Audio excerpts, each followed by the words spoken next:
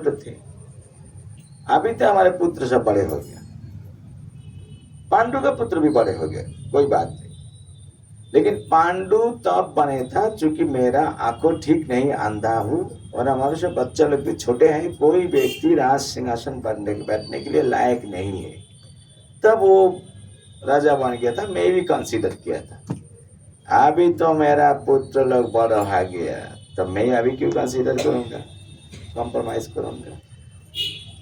मेरा पुत्र को ही राजा बनाना है, लेकिन दुनिया का आदमी राज्यवासी मुझे ऐसे क्वेश्चन पूछेगा, आप नहीं राजा था तो आपका पुत्र कैसे बन सकते, राजा तो युधिष्ठिर को ही बनना चाहिए। इसलिए उन्होंने जब भी अंधा थे फिर भी सोचा कि पहला राज्य को मैं ही पकड़ लेता हूँ, सभी व्यक्ति मुझे राजा का रूप से पहचानेंगे और राजा का पुत्र ही राजा बनेगा, तो एक आसानी फार्मूला मिल जाएगा, इसीलिए वो ही पकड़ लिए। देखो, धृतराष्ट्र योग्यता नहीं, क्षमता नहीं, कैपेबिलिटी नहीं, फिर भी पकड़ लिया है ना। उनको भी नाम का मतलब देखो, धृतराष्ट्र, राष्ट्र को जब पकड़ लेते तो यही से करके उन्होंने राजा बन गया। अच्छा बोलो, जो देखता नहीं है वो क्या राज्य चलाएगा, काला क्या सफेद, दिन क्या रात, जिसको पता नहीं चलता, वो क्या राय देंगे, क्या सही क्या बोलेंगे। और वो बेचारा केवल एक प्रकार ही अंधा नहीं था, वो 3-4 प्रकार का अंधे था। एक तो जन्मांधो, आंखों काम नहीं करता है, एक तो धर्मांधो, एक तो ज्ञानांधो, एक तो स्नेहांधो। उनको लड़का लोग भी सही नहीं है, फिर भी चूंकि मेरा पुत्र है इसको राजा बनाना ही है, इसको स्नेहांधो बोलते हैं। चाहे युधिष्ठिर कितना भी उम्र में भी बड़े हैं, क्वालिटी में भी बड़े हैं, धार्मिकता में श्रेष्ठ है, उनको धर्मराज कहते हैं। जिंदगी में कभी भी झूठ नहीं बोला, किसी को धोखा नहीं दिया, किसी को साथ अन्याय नहीं किया, धर्म के आधार पर सब चलते हैं, बोलते हैं। हर एक व्यक्ति के पास प्रिय है, कृष्ण जी भी बहुत पसंद करते हैं। हर एक दृष्टिकोण से हमारा पुत्र लोगों से युधिष्ठिर महाराज ने हजारों लाखों गुना श्रेष्ठ है, फिर भी वो राजा नहीं बन सकते। क्यों? क्योंकि वो मेरा पुत्र नहीं, मेरा पुत्र कुछ भी हो वो ही बैठेगा। इसको किस प्रकार अंधा दशा बोलते हैं, स्नेहांधा था कि नहीं, पुत्र अंधा स्नेहांधो एक ही। और क्या था, ज्ञानांधो, ज्ञानांधो शास्त्र नहीं, कुछ जानते नहीं, शास्त्र के आधार पर विचार नहीं करते, मनमना ढंग से विचार करते हैं, ये ज्ञानांध होता है। धर्मांध, तब कितनी प्रकार अंधा दशा का मैंने बोला, बोलो तो ये 4-5 प्रकार हो गया।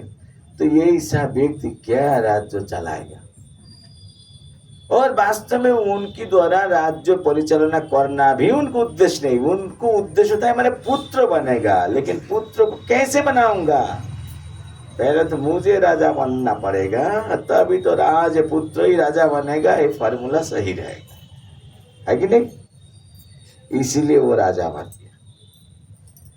तो बाद में दुर्योधन को भी राजा बनाने वाला है।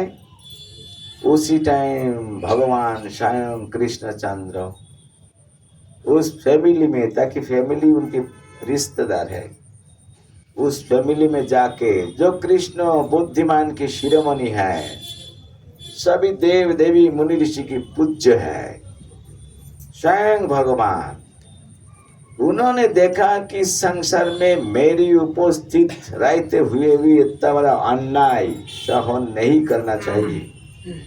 आगे जाके इंसान मुझे ही बदनाम करेगा, आप किस प्रकार भगवान हो, आपका कोई क्षमता नहीं, भगवान बन के बैठे हो, आपके सामने आंखों के सामने ऐसा ऐसा हो रहा है, आप चुपचाप बैठ के देख रहा था, ये तो मैं सहन नहीं कर सकते। तो जाके अपने से दोनों को पक्ष के साथ बात करके युधिष्ठिर दुर्योधन दुशासन सभी के साथ बात करके देख बहुत अच्छी ढंग से समझाए, बहुत स्वीटली, मीठा ढंग से। लेकिन बंगाली में एक बात है, हो सकते उड़िया में भी है, चोरे ना सुने धर्मेर कहानी। चोर धर्म की कहानी सुनते नहीं है। उपदेश ही मूर्खानां प्रकोपायो न दशाय। जो मूर्ख व्यक्ति को अगर उपदेश दिया जाते हैं तो उनके पास उपदेश किस प्रकार काम करते हैं? उनके क्रोध के कारण बनते हैं। वास्तव में साधु महापुरुष का उपदेश होता है अमृत। जो व्यक्ति की जिंदगी में दुख से, कंफ्यूजन से डगमग रहा है, वही व्यक्ति को अगर कोई भगवान की भात उपदेश प्रदान करते हैं तो वो डगमगानी बंद हो जाता है, दुख बंद हो जाता है, पाप तब से मुक्त हो जाता है, उनकी जिंदगी में परम शांति आता है, जो अमृत की साथ तुलना किया गया है। तो अमृत का स्रोत क्या है? शुद्ध भक्त की उपदेश, भगवान जी के उपदेश, वही अमृत की स्रोत है। कोई व्यक्ति जिंदगी में अमृत पीने के लिए चाहते हैं, अमृत प्राप्त करने के लिए चाहते हैं, अमृत सागर में डूबने के लिए चाहते हैं, तो महात्मा जैसा होता है उनकी उपदेश ग्रहण करना चाहिए। समुद्र मंथन के टाइम जो अमृत निकला था वो तो सांसारिक अमृत अभी स्वर्ग में रखा है, लेकिन ये अमृत उससे भी वैल्यूएबल है। तो भगवान श्री कृष्ण उन लोग को उपदेश दे रहा है, परामर्श दे रहा है, लेकिन क्या कर रहा है? कृष्ण जी को तो बात नहीं सुन रहा है, उनको अपमान कर रहा है। अरे आप क्या जानते हो, ग्वाला का लड़का हो, ये राज परिवार का मैटर है, इसमें आप ध्यान मत दो, ऐसा उल्टा पल्टा बोलते। लेकिन वहां से उनके जीवन में एक परिवर्तन दिलाने के लिए, लाने के लिए कृष्ण जी ने गए थे। ऐसे उपदेश अमृत से भरा हुआ है, उपदेश से अमृत निकलता है। ये चीज भगवान के एक शुद्ध भक्त श्री रूप गोस्वामी भी बताया, और इस नाम के आधार पर उन्होंने गीता भी रचना किया, श्री उपदेश अमृत, उपदेश अमृत। वो किताब में रूप गोस्वामी प्रभु 11 उपदेश प्रदान किया। उसके अंदर पहला 1 से 8 तक नोट्स लाओ, 1 से 8 तक उपदेश हमारे यहाँ पे सब बैठे हुए भक्त लोग के लिए कंपल्सरी याद रखना, याद करना है, वर्ड टू वर्ड मीनिंग व्याख्या करना है, प्रभुपाद की तात्पर्य समझने के लिए प्रयत्न करना चाहिए भक्त लोग को। ये भी एक महत्वपूर्ण चीज होता है। बाय द वे मैं बोल रहा हूँ, बिकमिंग ए गुड डिवोटी, इस टाइटल को अगर आपने समझने के लिए चाहोगे तो वो भी एक क्लास है। 1 से 8 अर्थात 1 से 8 तक श्लोक के ऊपर 8 दिन चर्चा हो सकती है, इतना महत्वपूर्ण होता है। हर श्लोक को एकदम बिल्कुल याद करना चाहिए। बाचो बेगम मनस कृतो बेगम, ये पहला श्लोक होता है। यहाँ पे ये पहला श्लोक में भी कितना सारे उपदेश है, तो फिर कुल मिला के वो एक ऐसा करके 11 श्लोक है। लेकिन पहला जो 8 श्लोक ये हर एक वैदिक भक्ति चर्चा करने के लिए बहुत आवश्यक है। बाकी जो 3 श्लोक होता है वो वृंदावन का महिमा वगैरह वगैरह वो हाई फाई लेवल में होता है, वो बाद में समझ में आ रही कि नहीं। और वही 8 उपदेश कोई व्यक्ति फॉलो करे, कोई व्यक्ति मतलब करना ही चाहिए। प्रभुपाद जी ने कहा हर एक वैष्णव को, जो वैष्णव बनने के लिए चाहते हैं, अच्छी भक्त हो, उनकी पर्सनल कॉपी साथ में रखना चाहिए उपदेशामृत। लेकिन आज नहीं है, उसके परिवर्ते हम मोबाइल पर्सनल रख देते हैं।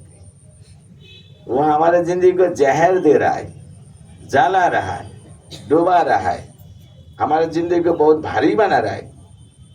जो चीज हमको उद्धार कर सकते वो उसको खरीद करने के लिए भी पैसा नहीं और रखने के लिए भी जीव नहीं। जो चीज हमको डुबा रहा है 25,000, 30,000, 50,000 उससे भी महंगा महंगा होता है, वो हम रख रहा है। ये होता है दुख की बात है। क्यों? क्यों? क्योंकि हमारे जीवन का टारगेट बिकमिंग और बीइंग ए गुड डिवोटी नहीं है। हमारे जीवन का टारगेट खिचड़ी है। अपने मन से चलो, जैसा बोनू बोनू, क्या बात है कि नहीं? जन्म लिया, एक दिन मानना पड़े, एक दिन, इतना चिंतन का क्या मामला होता है? जो दिल चाहता है वही करो, उसके बाद जो बनना है बनो। अर्थात हमारी जिंदगी की कोई प्लानिंग नहीं है, हम क्या बनने के लिए चाह रहा है और उसके लिए बनने के लिए क्या करना चाहिए। सबसे बड़ा गलती होता है कि जीवन में ज्यादा से ज्यादा इंसानों को जीवन का लक्ष्य क्या है वो अपने ही नहीं जानते। लक्ष्य अगर नहीं पता चलता है तो उनको एक्शन भी ठीक से नहीं होता है। हैपजर्डली वो काम करता है, आज यहाँ का लोहा हो, पाप पुण्य अच्छी बुरा कुछ पता नहीं चलते। तो इसीलिए जीवन का लक्ष्य पता करना चाहिए, है ना? तो वहां पे हम क्या देखा? उस श्लोक से अमृत प्राप्त हो गया। अभी कृष्ण स्वयं रूप शिल रूप गोस्वामी प्रभुपाद तो भगवान कृष्ण जी के एक भक्त है, गौरांग महाप्रभु के भक्त है। उन्हीं के उपदेश में ही इतना सारे नेक्टर हैं। और जिन्होंने आराध्य परमाराध्य भगवान कृष्णचंद्र, उन्होंने स्वयं उपदेश दे रहा है ये दुर्योधन दुशासन को। उनके उपदेश में कितने सारे अमृत थे, कल्पना कर। लेकिन ऐसा अमृत भी उन लोग को खुशी नहीं कर पाया। उल्टा करके ये भगवान की श्री कृष्ण की अमृत से भरा हुआ उपदेश उनके पास जहर जैसा लग रहे थे, जहर। इसलिए बात नहीं सुना।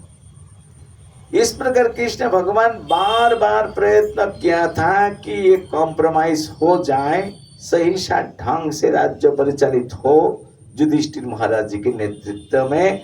लेकिन कौन सुनता है किसको बात? और आखिरी में कृष्ण जी ने कहा, ठीक है दुर्योधन, तुम्हारा वादी रहे, लेकिन हमारा ओर से पंच पांडव के लिए छोटा सा एक रिक्वेस्ट है।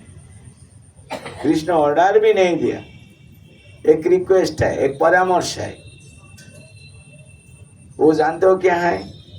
वो होता है, इन लोग तो गिनती करने से 5 भाई होता है ना, ये 5 भाई के लिए 5 गांव दे दो, बस खत्म। पूरा राज्य तुम ही दखल करो, कम से कम मान रखो। ये राजपुत्र है, इसको फकीर मत बनाओ, कम से कम रहने के लिए थोड़ा स्थान दो। लेकिन ये last final instruction of lord Krishna also was rejected by Arjun, sorry Duryodhan. वो भी नहीं माना। क्या कहा? 5 घाव।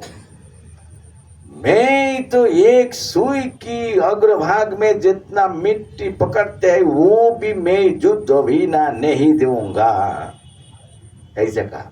सुई देखा, सेफ्टी पिन सुई, वो मिट्टी के अंदर ऐसे काटो, उसके ऊपर कितना, even the fraction of sand, एक धूल की एक कणा, बोले उतना भी मैं नहीं दूंगा युद्ध बिना। उसके मतलब है युद्ध करने का प्रस्ताव किससे आ रही? दुर्योधन से। उसको ताकत कहाँ था? उन्होंने गिनती कर रहा था कि वो 5 है, हम वो तो कुछ नहीं, युद्ध करेंगे भी लेकिन वो हमारे सामने कुछ टिक नहीं, पहला दिन ही खत्म। ये उनकी विचार था। लेकिन उनको ये तत्व पता नहीं था, संख्या से महत्वपूर्ण होता है गुण, है कि नहीं? गुण ज्यादा महत्वपूर्ण होता है। 5 हो सकते लेकिन शुद्ध गुण से भरा हुआ है। क्यों? क्योंकि कृष्ण जी के सान्निध्य प्राप्त किया, कृष्ण जी को प्रिय बना। जो व्यक्ति कृष्ण जी को कथा मानते हैं, कृष्ण की भक्ति करते हैं, जस्ते भक्ति भगवती अकिंचन सद्वैश गुणस्तत्र समासत सुरा, उन्हीं के अंदर सभी प्रकार सद्गुण आ जाते हैं। 5 क्यों? एक ही काफी है। इतना एक व्यक्ति ब्रह्मांड को उद्धार कर सकते। ब्रह्मांड चालित शक्ति धरे जने जने। एक एक व्यक्ति जो भगवान को मानते हैं, शुद्ध भक्ति करते हैं, वो एक एक व्यक्ति को क्षमता है एक ब्रह्मांड, एक पृथ्वी केवल नहीं, एक ब्रह्मांड को उद्धार कर देने के लिए इतना ताकत रखते हैं। लेकिन जो शास्त्र जानते नहीं, सिद्धांत मानते नहीं, उनको यही संख्या केवल गिनती करते हैं। संख्या गिनती, हमारे इतना भाई है, अरे वो तो कोई काम का नहीं है।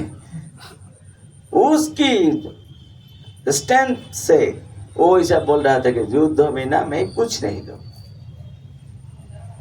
तो कृष्ण जी ने तो बाद में क्या कहा, अच्छा युद्ध करने के लिए तुम्हारा इच्छा है, ठीक है। Krishna accepted the challenge, came to पंच पांडव एंड कन्विंस्ड देम। क्यों, मैं बहुत प्रयत्न किया था इन लोग को साथ कॉम्प्रोमाइज करने के लिए, लेकिन दुर्योधन की घाड़ बहुत टेढ़ा है, उसको सीधे करना है तुम लोगों को। अभी कृष्ण जो बोलता है कौन मानेंगे, कौन मना करेंगे?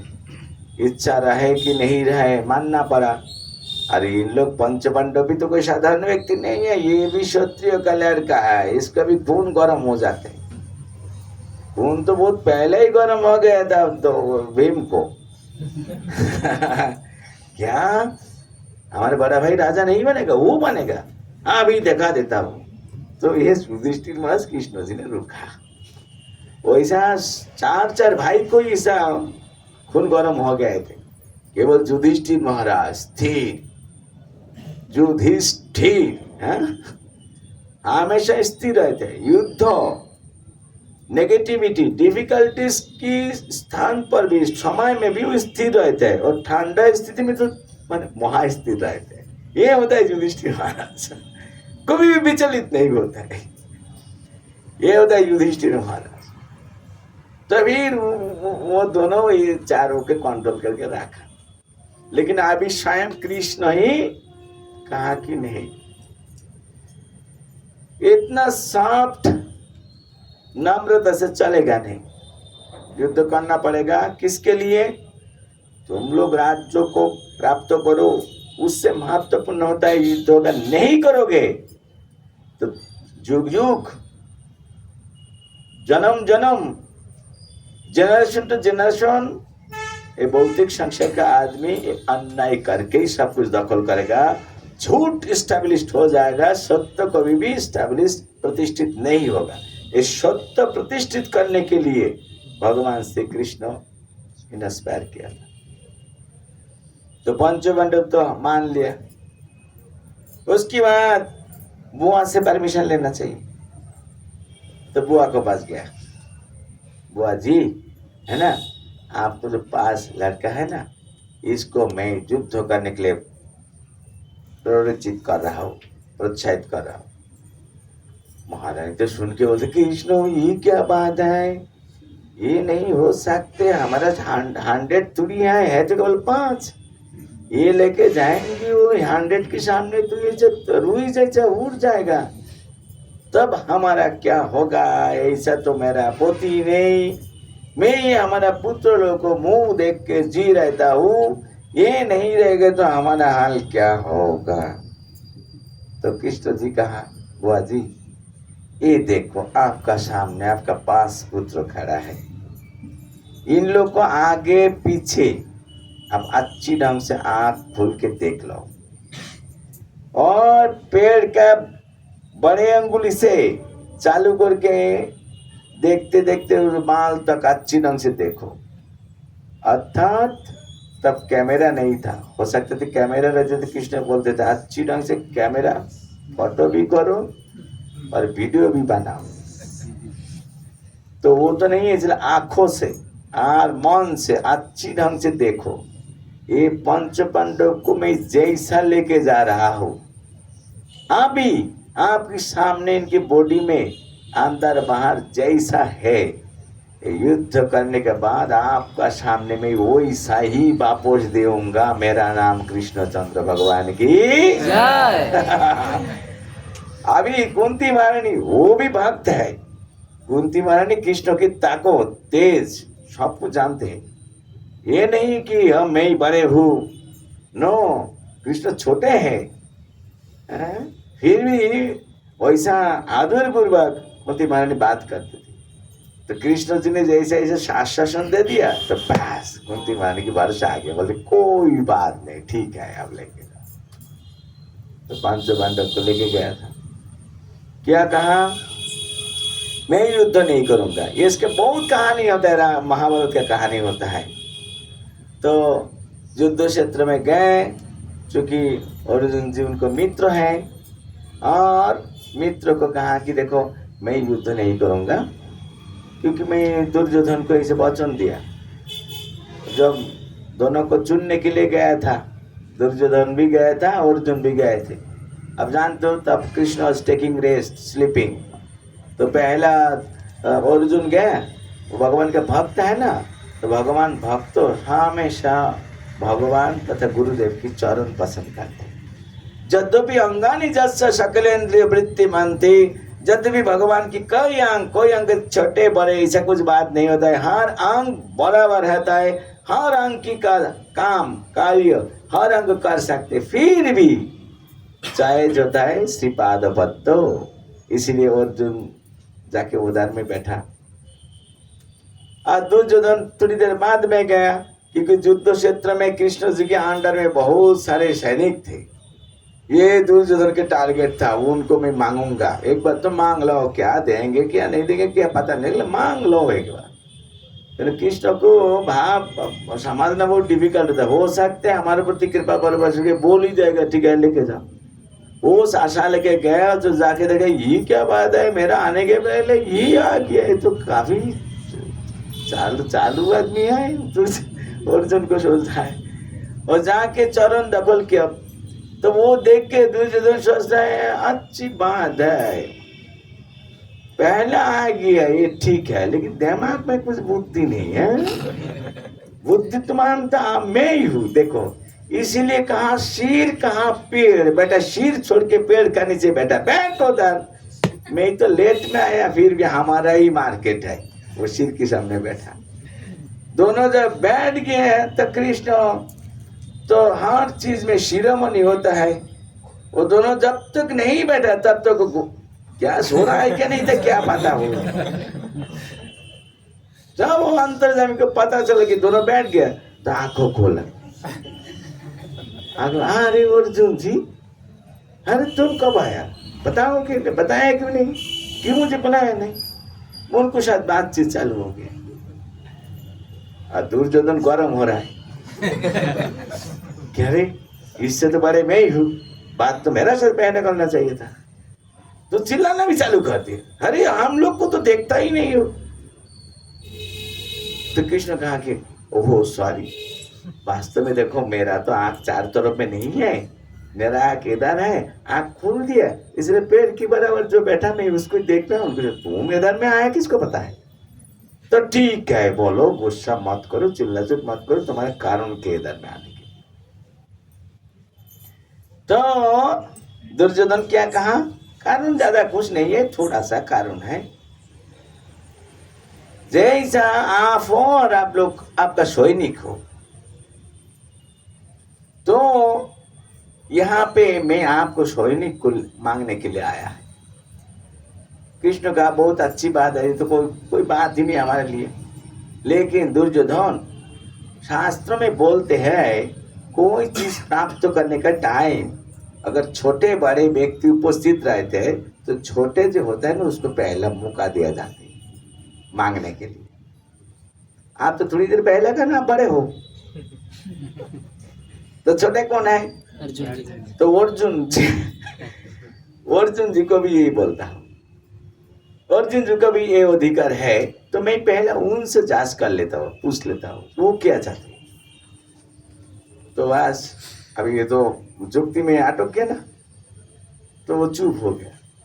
चुप नहीं हुआ, अंदर अंदर क्या पता है उसको आराध्य कौन है, उसको नाम जपा चालू कर दिया था, उसको नाम जपा चालू कर दिया। किसके लिए, ये तो पहला मांगेंगे, ये फलाना फलाना, इसके मुंह से ऐसा बात निकाला ताकि वो सैनिक नहीं मांगे, वो मैक्सिमम इनको मांगे। ये दुर्योधन विचार कर रहा था अंदर अंदर। तो कृष्ण जी ने जब अर्जुन को कहा कि आप अर्जुन आप क्या चाहते हो बोलो, ये दोनों चीज से, मुझे कि यही। तो अर्जुन कहा, क्या कहा, प्रभु हे मेरा मित्र, मेरा लाखों करोड़ों सैनिक जरूरत नहीं, दुनिया की सभी व्यक्ति भी जरूरत नहीं, मैं खुश हूं, केवल आप हमारे साथ में रहोगे तो खुश। ये जब कहा भक्त, दुनिया से क्या होगा, दुनिया आ जाए काल खत्म, और दुनिया अगर काल खत्म थोड़ा लेट में भी खत्म होगा, उसके पहले आप खत्म हो जाओगे। ऐसा दुनिया का साथ क्या लेना देना होता है। जिसको सृष्टि होता है उसको ध्वंस भी होता है, जिसको जन्म होता है उसको मृत्यु भी होता है। अर्जुन भगवान के शुद्ध भक्त होने के नाते भोली व्यक्ति जानते थे सैनिक से क्या होगा। अगर जो व्यक्ति की जिंदगी में कृष्ण प्राप्ति हो जाता है, उनको संसार में और कोई प्राप्त करने के लिए शेष नहीं रहता है, उससे भी अधिक प्राप्त हो जाता है। ये भगवान की शुद्ध भक्त के विचार होते हैं। उन्होंने उस विचार से कहा, कृष्ण मैं आपको चाहता हूं, इसी के लिए मैं आया हूं, आप रहेंगे तो मेरे करोड़ सैनिक कोई जरूरत नहीं होता है। अर्जुन जब ऐसे कहा, दुर्योधन सामने बैठ के सुना, वो तो आनंद से तालियां बजाने के लिए, कितना बड़ा मूर्ख है, सेकंड टाइम प्रमाणित हो गया अर्जुन तो। अरे यहाँ पे लाखों सैनिक पड़ा हुआ है, इन लोग को नहीं, ये गोला का पुत्र, इससे क्या होगा। अरे तो पहले कहा थे कि युद्ध नहीं करेंगे, तो ऐसा बेकार आदमी को मांग के होगा। कितना बड़ा मूर्ख है आप, ठीक है ले लो गोला पुत्र। तो कृष्ण बोला, हाँ ठीक है, आप भी हमारे सैनिक ले लो। ऐसा करके युद्ध का डेट फाइनल, टाइमिंग फाइनल, और पूरा दुनिया को पता चला जो धार्मिक टाइप सैनिक है, धर्म को ना मानते हैं, जानते हैं, उन लोग अपने आप युधिष्ठिर महाराज के पक्ष में चला गया। और जिन लोग काल्प्रिट है, मिसक्रिएंट्स है, तो सब उनके पास चला गया। पूरा ढंग से कुरुक्षेत्र, बहुत बड़ा युद्ध के मैदान, वहां पे खड़े हो गए दोनों पक्ष, एकदम सभी प्रकार बंदोबस्त तैयारी हो चुका। अभी युद्ध चालू हो जाएगा, लेकिन आखिरी संकेत क्या होता है, प्लेइंग कॉन्सेल। अपने आप सभी को हाथों में कॉन्सेल, विशेष करके बड़े बड़े जो लीडिंग क्लास फाइटर्स है ना, वॉरियर्स, उनके हाथों में। कृष्ण जी भी बजाया, युधिष्ठिर भी बजाया, सभी बजाया। उसके आगे क्या होगा, आक्रमण। ठीक उस मुहूर्त में अर्जुन जी ने क्या कहा, रुकिए रुकिए रुकिए रुकिए, मेरा मन में थोड़ा कन्फ्यूजन आ रहा है, युद्ध तो करना ही है, उसी के लिए तो आया, लेकिन मैं थोड़ा क्लियर करने के लिए चाहता हूँ, जो मेरे बड़े भाई इतना बड़ा धार्मिक है, सभी को मदद लालन पोषण करते हैं, धर्म के बिना वो एक बिंदु भी हिलते नहीं है, लेकिन ऐसा धार्मिक बड़े भाई युधिष्ठिर की विपक्ष में इतना सारे सैनिक हम लोग को मानने के लिए, पराजित करने के लिए आए, दूर से देखा ही नहीं दे रहा है कौन है, ये कन्फ्यूजन है। सभी व्यक्ति को तो इनके पक्ष में आना चाहिए था, लेकिन जो दिखाई दे रहा है कि हमारा ग्रुप से इन लोगों के ग्रुप भारी ज्यादा है, इन लोग कौन है। क्योंकि जिंदगी भर तो हमारे सामने, हमारे बड़ा भाई के सामने आके वायलिंग कर रहा था सभी व्यक्ति, लेकिन आज ऐसे क्रिटिकल मोमेंट में इन लोग कौन है कि हम लोग को मानने के लिए, हमारे भाई के बड़े भाई को विपक्ष में खड़े हो गए, कौन है, मैं देखने के लिए चाहता हूँ। अर्जुन, ये इच्छा मुझे थोड़ा पूरी कर दो, बाद में जो करना तो मैं तो करूंगा। यही कृष्ण जी की इच्छा, भगवान की इच्छा भक्त मुंह से निकाल रहा है, लेकिन अर्जुन को पता नहीं चल रहा है। अर्जुन सोच रहा है कि यही मेरा ही इच्छा है, वास्तव में कृष्ण जी की इच्छा है। तो वो जो कहा, तो कृष्ण कहा, हाँ चूंकि मैं ये आपका ड्राइवर हूँ, आप जैसे बोलेंगे मैं तो ना नहीं कर सकते, चलो किधर लेना है बोलो, बोले थोड़ा घुमा के वो डाल लो। दोनों ग्रुप का बीच में, एकदम बीच में, रोड से मिडिल पॉइंट से कृष्ण जी ड्राइविंग चालू किया, रथ चल रहा है। सुनाई दे रहा है प्रकाश? ओके, चल रहा है और अर्जुन देख रहा है, चल रहा है, अर्जुन देख रहा है। अचानक जाके एक जगह कृष्ण रथ को रुका दिया। बोलते हैं यहाँ रुका क्यों जानते हो? ताकि तुम अच्छी ढंग से देख पाओगे ना, तो अच्छी ढंग से देख लो। अभी जो टाइम रथ रुका दिया और अच्छी ढंग से इसे देखा, वो देख के अर्जुन आश्चर्यचकित हो गए। वो भगवान कृष्ण, ये क्या है, ये कौन है? अरे हमारा दादू, हमारा गुरु जी, एक गुरु गुरु, दूसरा शिक्षा गुरु, क्या बोलता है, अस्त्र शिक्षा गुरु, ये फलाना फलाना, जो मोस्ट रेपुटेड, मोस्ट रेस्पेक्टेड, जिन लोगों को काफी लाभ एंड एफेक्शन पंचपांडव के प्रति है, उनकी पिता अप्रकट होने के बाद जिनकी छाया में लालन पालन पोषण प्राप्त किया है, यही सब व्यक्ति लोग युद्ध करने के लिए आए। वो देख के अर्जुन आश्चर्यचकित हो गया। दूसरों को देखने से क्या मतलब होता है? ये सब सैंपल सामने खड़ा है, इनको हम मानते हैं गुरु के रूप से। ये हमारा दादू, दादू मतलब कौन? विष्णुदेव, मरते नहीं, कितना जनरेशन चला गया। हाँ, कम से कम इन लोग कहाँ गया? कौन कौन? कृपाचार्य, द्रोणाचार्य और विष्णुदेव। इन लोग हम लोग को विरुद्ध युद्ध करने के लिए आए, अभी रेडी अटेम्प्ट टू मर्डर। ये देख के उनके हाल हो गया, होश उड़ गया। तो कहा मैं युद्ध नहीं करूंगा। अर्जुन रुक गया, युद्ध नहीं करूंगा बता दिया। अभी ये सुन के कृष्ण जी की हेडेक चालू हो गया, क्योंकि युद्ध तो कृष्ण उन लोग को इंस्पायर करके लेके आया ना। अब ये युद्ध नहीं करेगा, प्रेस्टीज किसको जाएगा? तो दुर्योधन तो पहले बताया, देखा है ग्वाला का लड़का आप लोग लेके आया, युद्ध करने का पहले डर से मारे भाग रहा है अभी। मानव तो मेरा हो जाएगा। देखो, भगवान के चरण में कोई व्यक्ति शरण लेते हैं, उनको पूरा जिम्मेदारी भगवान लेता है। ये केवल बात का बात नहीं, ये प्रमाण देखो। अभी इन लोगों को युद्ध करने के लिए कृष्ण को चिंतन चालू हो गया, लेकिन कृष्ण कुछ बोलने के पहला दुर्योधन इतना बात कर रहा है, बात का बीच में कोई कमा कोटेशन कम कुछ नहीं बोल रहा है। ये बोल रहा है, कृष्ण को भी मौका ही नहीं दे रहा। क्यों युद्ध करना है, क्या फायदा मिलेगा, ये सब मरेगा, ये सब यंग सैनिक सब आया है रिसेंटली शादी वादी करके, ये सब इधर में मरेगा, एक तो बचेगा नहीं। फिर वो घर में जो यंग नए नए बहू हैं, उन लोग को क्या गति होगा? तो फिर उन लोग को मन चंचल हो जाएगा, किसी को और किसी को शादी करेगा, तो उससे अनएक्सपेक्टेड प्रजनी उत्पन्न हो जाएगा। वो अच्छी संतान नहीं है, तो पिता होता है ये, और किसी को साथ संबंध बनेगा, पुत्र बनेगा, किसको संबंध होगा? इन लोग मर गया, इनको तपस्या क्या बोलता है, श्राद्ध तर्पण करना चाहिए, लेकिन प्रॉपर आइडेंटिफिकेशन के अभाव के नाते कोई नहीं करेगा, तो फिर इन लोग नरक में जाएगा। तो नरक में जाएगा, ये पाप का भागी तो हम लोग को बनना पड़ेगा। कृष्ण जी आप कम समझते हो, क्यों युद्ध करने के लिए बोल रहा?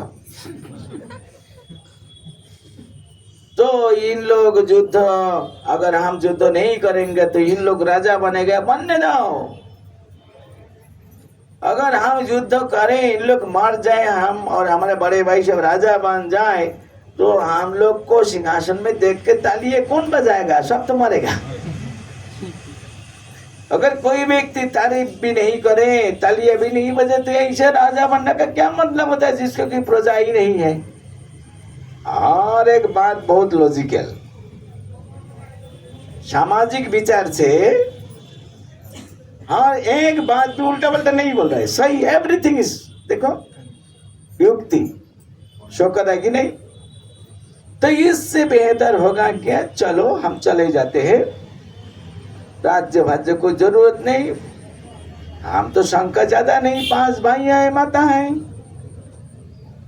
और होता है क्या द्रौपदी, संख्या तो ज्यादा नहीं, हम जंगल में चले जाएंगे, कितना कंदमूल पड़ा हुआ है वही हम खा लेंगे, उससे भी भूख नहीं मिटेगा, कितना मुनि ऋषि है वहां से थोड़ा मधु को निकाल लेंगे तो क्या होता है। लॉजिक बहुत फर्स्ट क्लास।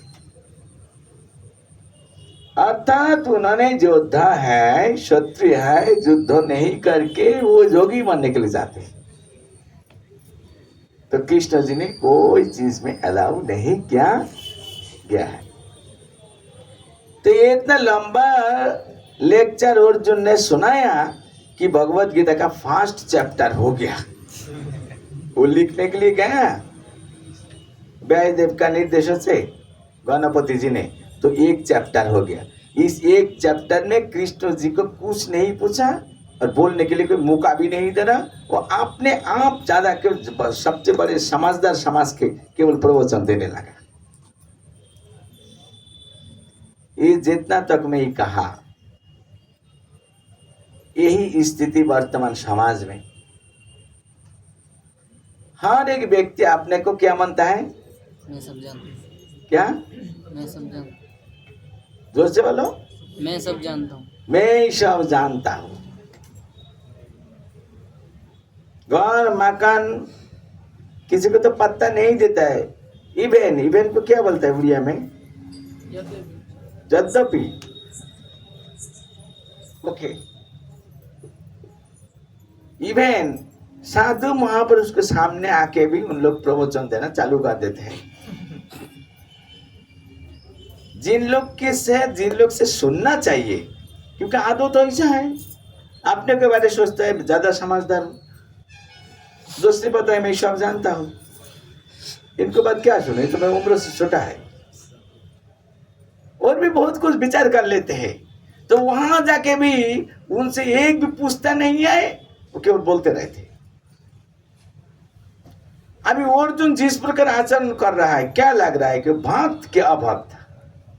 अभक्त। यही अभक्त की आचरण करके श्री कृष्ण अर्जुन के माध्यम से अभक्त के आचरण करके दिखाया, ताकि दुनिया भरा है अभक्त, ताकि उनकी सिचुएशन पता कर लेगा, फट करके कैश करेगा।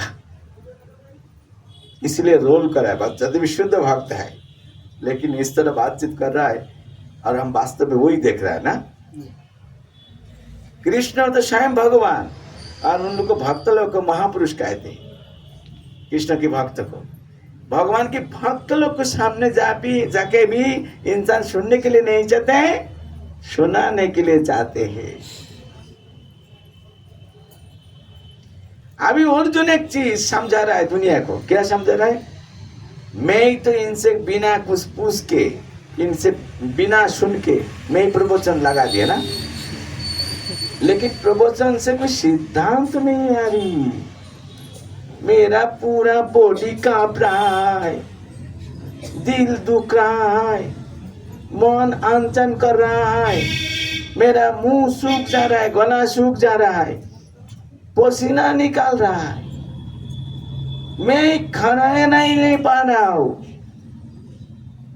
मेरा अपने आप मेरे हाथों से तीर धनुक निकाल जा रही, इतना दुर्बल हो गया, मानसिक रूप से शारीरिक रूप से इतना कन्फ्यूज्ड हो गया। प्रमोशन से भी काम नहीं होता है, अपने प्रमोशन से। प्रैक्टिकल पॉइंट जब आते हैं ना, ये सब अपने विद्या, ये personal knowledge, unrealized knowledge, unscriptural knowledge से कोई काम नहीं होता है। ये अर्जुन देखा रहा है, कितना कुछ बोल दिया, सब ठीक है, लेकिन अभी करना क्या है? सफरिंग फ्रॉम इनडिसीजन, और उनकी बॉडी का इस प्रकार सिम्टम दिखाई दे रहा। कृष्ण चुपचाप बैठा है। क्यों? कृष्ण होता है महाधीर। क्या नाम? महाधीर। महाधीर। कृष्ण विचार करे, जब तक ये विनम्रता प्रकट नहीं करे, जब तक वो मुझे नहीं पूछे, जब तक वो अपने को दोष नहीं देख पाए, मैं क्यों बोलूं? मैं चुप हूं, देखता हूं। ये हमारे इस्कॉन डिवोटी जैसा है, हाँ? आप इधर में आ गया, आपका पेट में भूख है कि नहीं है वो बोलते रहेगा, 100 बार बोलते रहेगा, लीजिए प्रसाद, लीजिए प्रसाद लीजिए। कृष्ण ऐसा नहीं, आपको खाना है तो मुंह खुल के आपको बताना पड़ेगा पहला, मैं भूखा हूं, मुझे दीजिए, थोड़ा सा दीजिए, विनती करना पड़ेगा, है कि नहीं? क्योंकि भगवान से भगवान के भक्त ज्यादा कृपालु है ना, ये इस्कॉन प्रभुपाद का समझता है, इसलिए प्रभुपाद ऐसे कल्चर बना के रखा। जैसे मैं काल भक्त लोग को कहा कि मैं प्रसाद नहीं लूंगा, हमारे भक्त लोग जगत गुरु वो कितनी बार मेरे पास गया, वो मुझे थोड़ा सा लीजिए, मेरा हाल क्या है वो नहीं देख रहे, लेकिन उनकी कहानी बोल, लीजिए लीजिए, क्योंकि यही भक्त का स्वभाव है, भूख है कि नहीं है फिर भी देने के लिए चाहते हैं।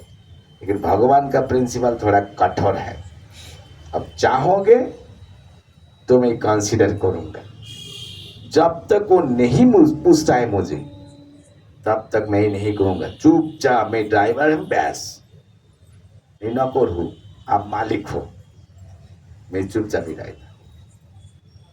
ऐसा लंबी प्रवचन देने के बाद भी अर्जुन जब देखा कि मेरा कुछ समझ में नहीं आ रहा है, अभी क्या करना चाहिए, तब जाके उनकी सुर चेंज हो गया, प्रवचन का सुर सॉफ्ट हो गया। अभी ऊंचा तेज से स्वर से नहीं बोल रहा है, नम्रता पूर्वक बोल रहा है, हाथ से तो तीर धनुक निकल गया ना, हाथ खाली हो गया, हाथ ऐसा हो गया। अभी कृष्ण जी को सामने हाथ जोड़ के बोल रहा है, क्या बोल रहा है, कार्पण्य दोषो उपहात स्वभावो पिच्छामि तम धर्म समूलो चेता जत श्रेयो शयत निश्चितम ब्रूहि तन्मे शिष्यास्ते अहं सतिमाम तम प्रपन्नम। पूरा बिल्कुल पिक्चर चेंज था, क्या मित्र बन रहा है, क्या शिष्य। पहले क्या सोचता था, मैं सब जानता हूं, अभी मैं कुछ नहीं जानता हूं, आप सब जानते हो। हमारा टॉपिक होता है भक्त बनना ना, कैसे अर्जुन भक्त नहीं था, भक्त बना था, इसीलिए मैं ये श्लोक को मैं चुना ताकि आप सब उसको मैच कर सकें। हमारी स्थिति जैसा है वैसा ही स्थिति दिखाया अर्जुन, अभक्त जैसा है, फिर वो कैसे भक्त बना था ये देखो। पहला भक्त बनना है, पहला शिक्षक क्या होता है, भक्त अगर बनना है विजय जी तो आपको इच्छा प्रकट करना पड़ेगा। यहाँ पे हमारे शशिदुलाल प्रभु, जगत गुरु प्रभु आप लोग को बुला के लाएंगे, प्रसाद खिलाएंगे, वो ठीक है, ये भी अच्छी है, लेकिन जब तक आपका इच्छा नहीं है, हाँ प्रभु लोग जो बोल रहे हैं मुझे सुनना चाहिए, सीखना चाहिए, मुझे भी भक्त बनना चाहिए, तब तक आगे बढ़ना मुश्किल होगा।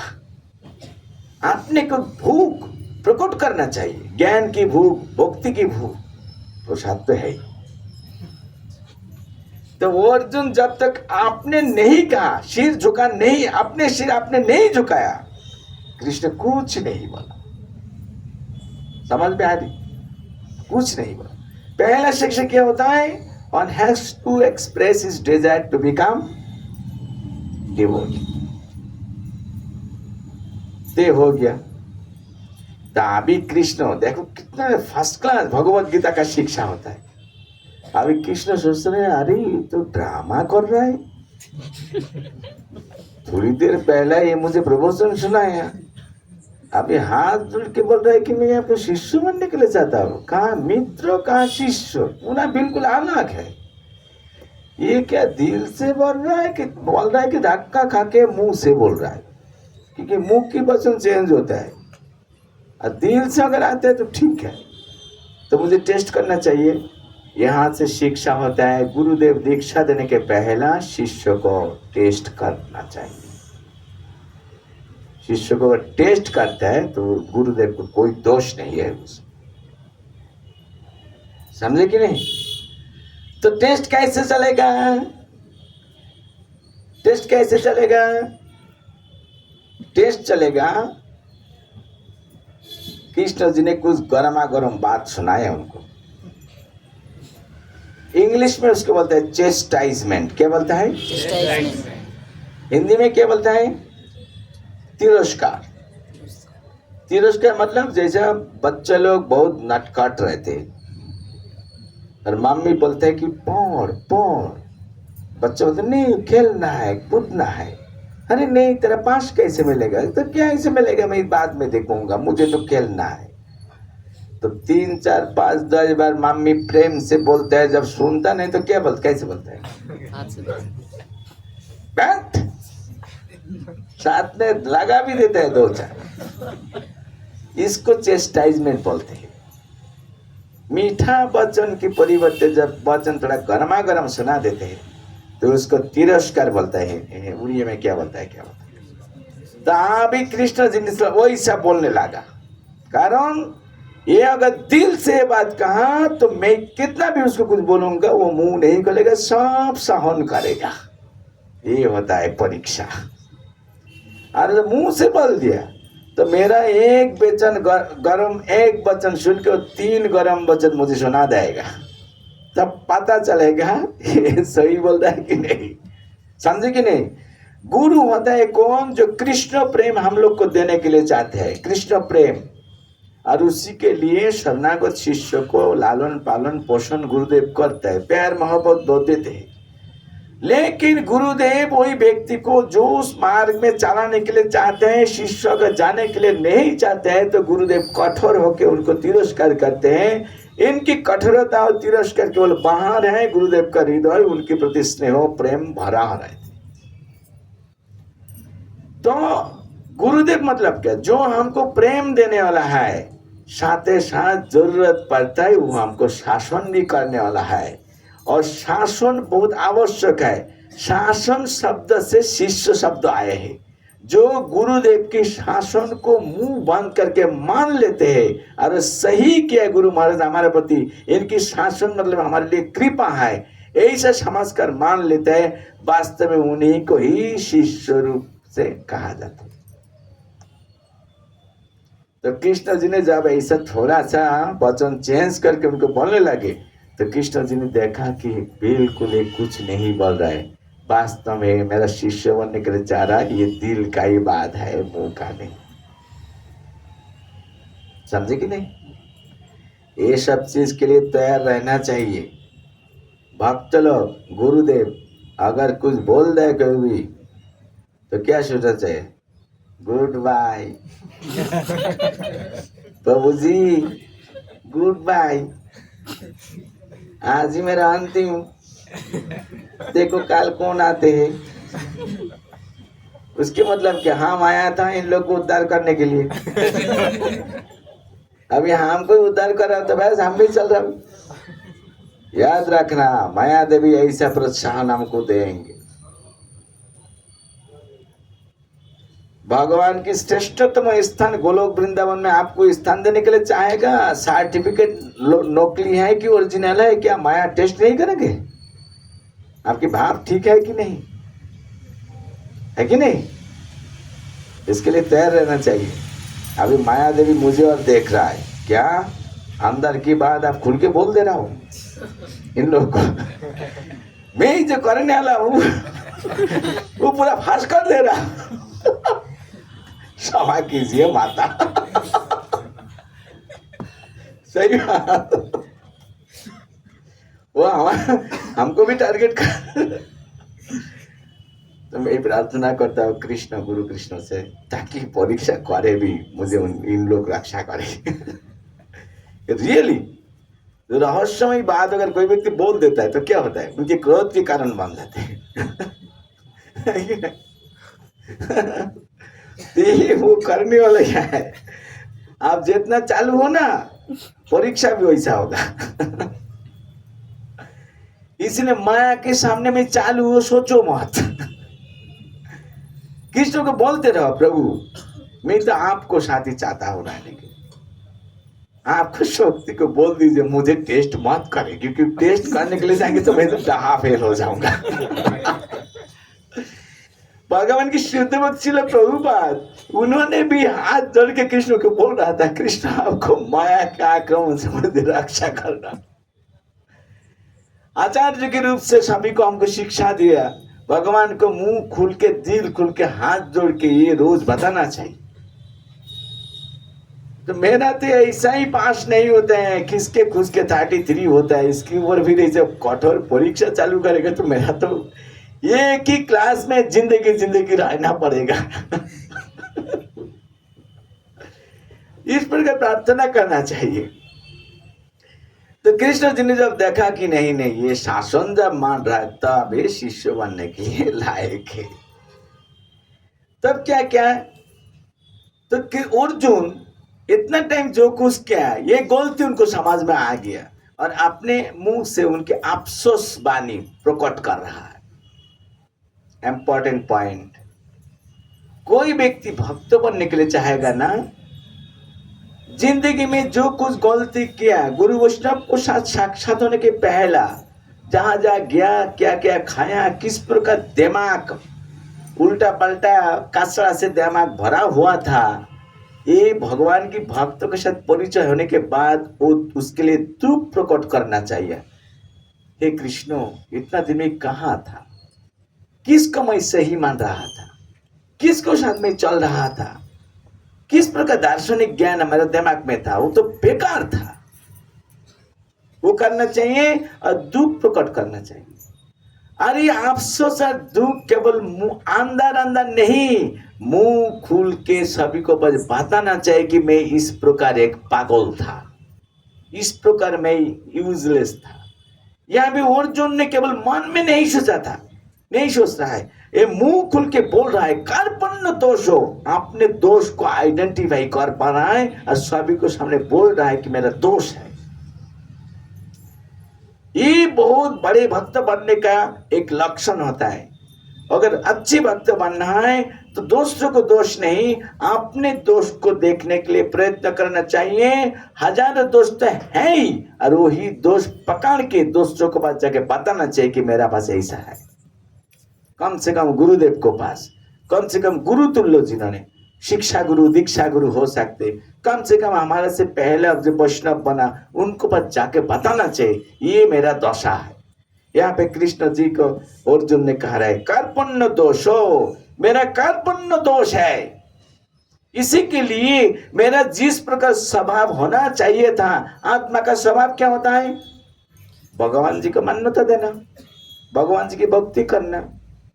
जैसे अग्नि का बीच में ताप और लाइट दो गुण रहते हैं, जैसे शक्कर का बीच में साल्टी रहते हैं, जैसे मीठा की शक्कर के अंदर मीठापन रहते हैं, इसी प्रकार आत्मा के अंदर कृष्ण सेवा करने के लिए भाव रहते हैं।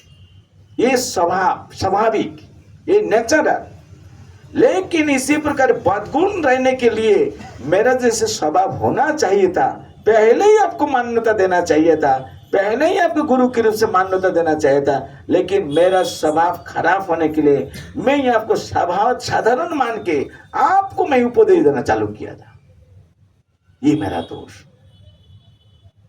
कार्पण्य दोष मतलब होता है शरीर के साथ संबंधित व्यक्ति और वस्तु को आपने मानते हैं, श्रेष्ठ मानते हैं, ये कार्पण्य दोष होता है। कार्पण्य दोष भले कोई व्यक्ति उनसे कितना भी महान हो, लेकिन उनको मानना अप्रूवल देने के लिए नहीं चाहते, ये कार्पण्य दोष है। प्रभुपाद जी बोलते हैं ये हमारा हर एक व्यक्ति को जिंदगी में मेनली 4 प्रधान समस्या है। अगर किसी को पूछा जाए कि आपका एक समस्या का नाम बोलिए, क्या बोलता है, मेरा आंखों का दृष्टि कम हो रहा है रोज। और क्या है, बोलते हैं ना सभी को 3 मंजिल का मकान, मैं तो वो 1 मंजिल में ही रहता हूं। कोई बोलता है मेरा तो पैसा तो कमी है, कोई बोलता है मुझे तो देखने से इतना अच्छी नहीं लगता है, कोई हमको देखता नहीं। ये सब बहाना को समस्या मानते हैं। शास्त्र भगवान एक को भी समस्या नहीं माना। इसी प्रकार शास्त्र किसको या बोलता है, प्रॉब्लम बोलता है, जन्म मृत्यु जरा व्याधि 84 लाख जो दुनिया है सभी को जिंदगी में भौतिक संसार में जिन्होंने आए ये 4 चीज उनका आक्रमण करेगा। एक चक्कर जैसा है, चक्र, इसको घूमना पड़ता है। एक बार घूमेगा तो एक जीवन चले जाते हैं। ये घूम रहा है कंटिन्यूस, जन्म जन्म नया नया शरीर प्राप्त कर रहा है। और ये 4 चीज उनकी जिंदगी में उनके दुखी बना रहा है। तो कार्पण्य दोष, कार्पण्य शब्द है कृपण से, कृपण को जो दोष होता है उसका कार्पण्य दोष कहते हैं। कृपण कौन है कि मानव जीवन प्राप्त होने के बाद भी आपकी जिंदगी के प्रधान जो 4 समस्या जन्म मृत्यु जरा व्याधि चक्र से मुक्त तो नहीं हुए, उसको मुक्त होने के लिए कुछ कोशिश नहीं किया। जब जब भी आपको मौका दिया गया है, आपको ज्ञान बुद्धि भक्तिमूलक ग्रंथ भगवान स्वयं संसार में आता है, भक्तों लोग को प्रेरण करता है, इतनी सारी फैसिलिटीज रहने के बाद भी आप इसके लिए प्रयत्न नहीं किया, आप होते हो कृपण, आपको कार्पण्य दोष है। साधारणतः कृपण के रूप से हम जानते हैं किसको, जिसको बहुत पैसा है लेकिन जिंदगी में एक एप्पल खरीद करके नहीं खाया। एप्पल की दुकान, मिठाई की दुकान से जाते हैं, नाक लंबा करके खुशबू लेता है, मन को समझाता है तेरा हो गया, इससे तुष्ट रहो, स्मेल आ रहा है ना स्वीट का, बस इससे तुष्ट रहो, पैसा पॉकेट में है। और घर में जाके, बैंक में तो पैसा बहुत रखा, घर में जाके भी पैसा इधर घुस रख देते हैं, उधर डाल के रखते हैं, कहाँ का पैसा रखा किसी को पता नहीं होता। 2 दिन बाद में घर की पीछे से देखा कि पेपर की टुकड़ा निकल रहा है। उनको पोतनी देखा रही ये क्या है, तो जाके देखा कि उसके अंदर में पैसा नोट्स रखा था, कब रखा था मैं भी भूल गया। इन दूर काट के उसको टुकड़ा करके बाहर निकाल दिया। जिंदगी में इतना पैसे, इतना संपदा है, ना तो अच्छा खाया ना तो अच्छा पहना। केवल वही नहीं, उनको लड़का लड़की को भी कोई अच्छी पोशाक कुछ नहीं दी। यही व्यक्ति का लक्षण अगर किसी को पता चलता है तो क्या बोलता है, बहुत कृपण, कंजूस। ये हमारा सामाजिक विचार होता है। शास्त्र इसी प्रकार व्यक्ति को कंजूस नहीं कह रहा है। ये अगर कंजूस है, शास्त्र जिसको कंजूस करे वो महाकंजूस है। क्यों? क्योंकि इनको पैसा कमाने के लिए बहुत मेहनत करना पड़ा, लेकिन मानव जीवन प्राप्त हुआ, कौन सा मेहनत आप किया बोलिए? ये तो जगन्नाथ कृपा करके आपको दिया। संसार में सबसे बड़ा संपत्ति क्या है? बोलो रौनक, सबसे बड़ा संपत्ति क्या है? आपको इतना सुंदर हैंडसम बॉडी। कोई हो? नहीं नहीं बहू, ये तो मैं नहीं मानता हूं। अच्छा, तो मैं समझाता हूं। मान लीजिए यहाँ पे सभी को कोई अंधा तो नहीं हो ना? हो कोई? अगर हो तो बताओ। सभी को अच्छी अच्छी चोक है। चोक बोलता है कि आंखों है, कौन आंखों है? आंखों है। मुझे देख पा रहा हो कि नहीं? तो मतलब आंखों है। अभी मानो किसको बोलूं? प्रकाश, मानो कि मैं ही इंडिया का प्राइम मिनिस्टर आपको बोल रहा हूं, बेटा प्रकाश, आपको तो दो बहुत सुंदर आंखों है, एक निकाल दो मुझे और आपको मैं उड़ीसा राज्य का राजा बना देता हूं। राजी? 2 नहीं मांगा, 1 मांगा। फिर भी वो राजी नहीं है। उसका मतलब क्या? बॉडी में बहुत सारे महंगा चीज है, उससे एक होता है, एक आंखों है, उसके विनिमय में भी जिसके लिए मैं राज्य प्राप्त कर सकते, वो भी कोई व्यक्ति राजी नहीं होते हैं। उसके मतलब क्या? पूरा उड़ीसा राज्य से भी महंगा होता है मेरा एक। ऐसा बॉडी के अंदर और बाहर हर एक लिम्स ऑर्गन को विचार कीजिए, इतना महंगा है। अरे उड़ीसा क्यों, आपको दुनिया का राजा भी बना देगा, कोई व्यक्ति उनको दोनों किडनी नहीं देगा। देगा? नहीं देगा। कितना बड़ा मूल्यवान चीज होता है, भगवान आपको फ्री ऑफ कॉस्ट दे दिया। किसके लिए दे दिया? कुछ महत्वपूर्ण काम करने के लिए ना। पैसा किसके लिए होता है? खाओ पियो मजा करो। हाँ पैसा है, बहुत है, लेकिन कुछ नहीं कर रहा है। हाँ? एक बताशा समझते हो? बताशा स्वीट, स्वीट ठीक है, स्वीट है। तो वो सूखा हुआ स्वीट है, तो ऐसा फेंक रहा था, तो वहां से रोड से एक पकड़ लिया। तो वो सोचा कि वाह, जिंदगी में मिठाई खाने का बहुत ही इच्छा था, लेकिन मैं खरीद कर तो खा नहीं पाया, क्योंकि खर्चा करने के टाइम मेरा दुख लगते है। आज तो मिठाई फ्री मिल गया, एक ही मिठाई में साल भर खाते रहूंगा। तो कैसे? जहां जाते हैं एक गिलास पानी लेते हैं ऐसा, और पानी के ऊपर वो जो छोटा मिठाई ना ऐसे पकड़ लेते हैं, और ऊपर से वो मिठाई की छाया पानी में गिरा कि नहीं, वो सोचता है काम हो गया। वही पानी पी लो, वही पूरा ही और वो मिठाई अच्छी ढंग से रैप करके ऐसा करता है, साल भर चल रहा है।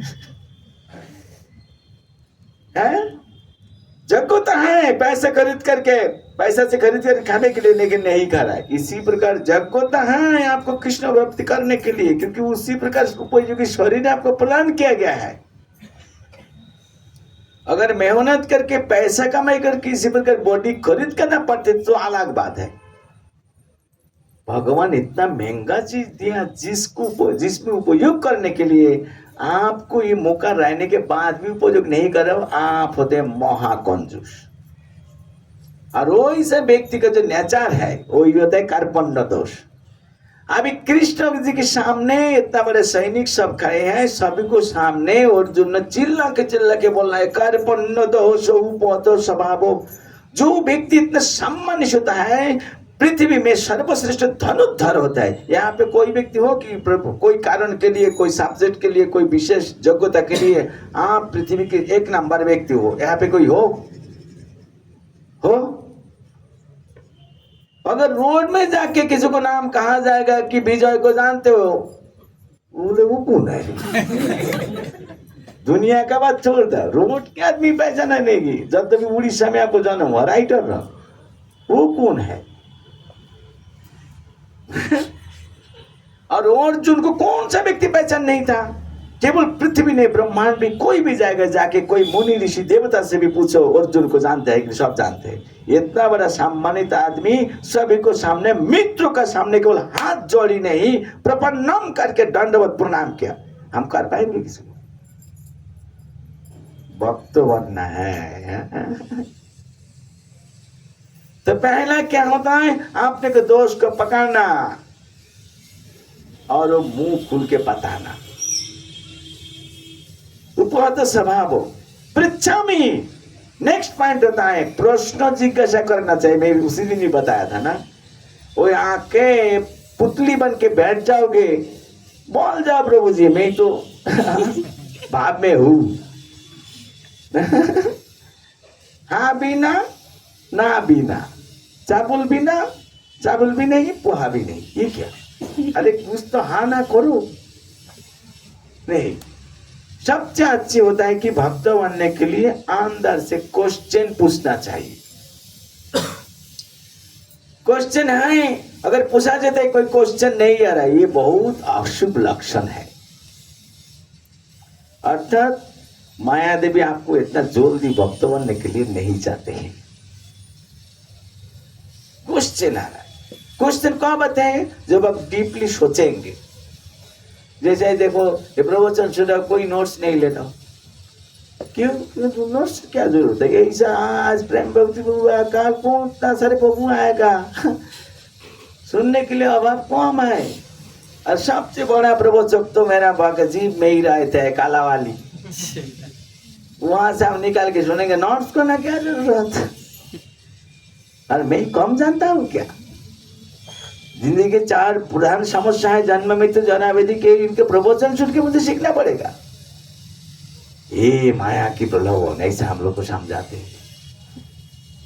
समझे कि नहीं? सभी को मन में वैसे विचार देते हैं। देखो उसीलिए काल क्या चर्चा क्या था, आज पूछो पूछ जाते तो क्या इससे बोलो।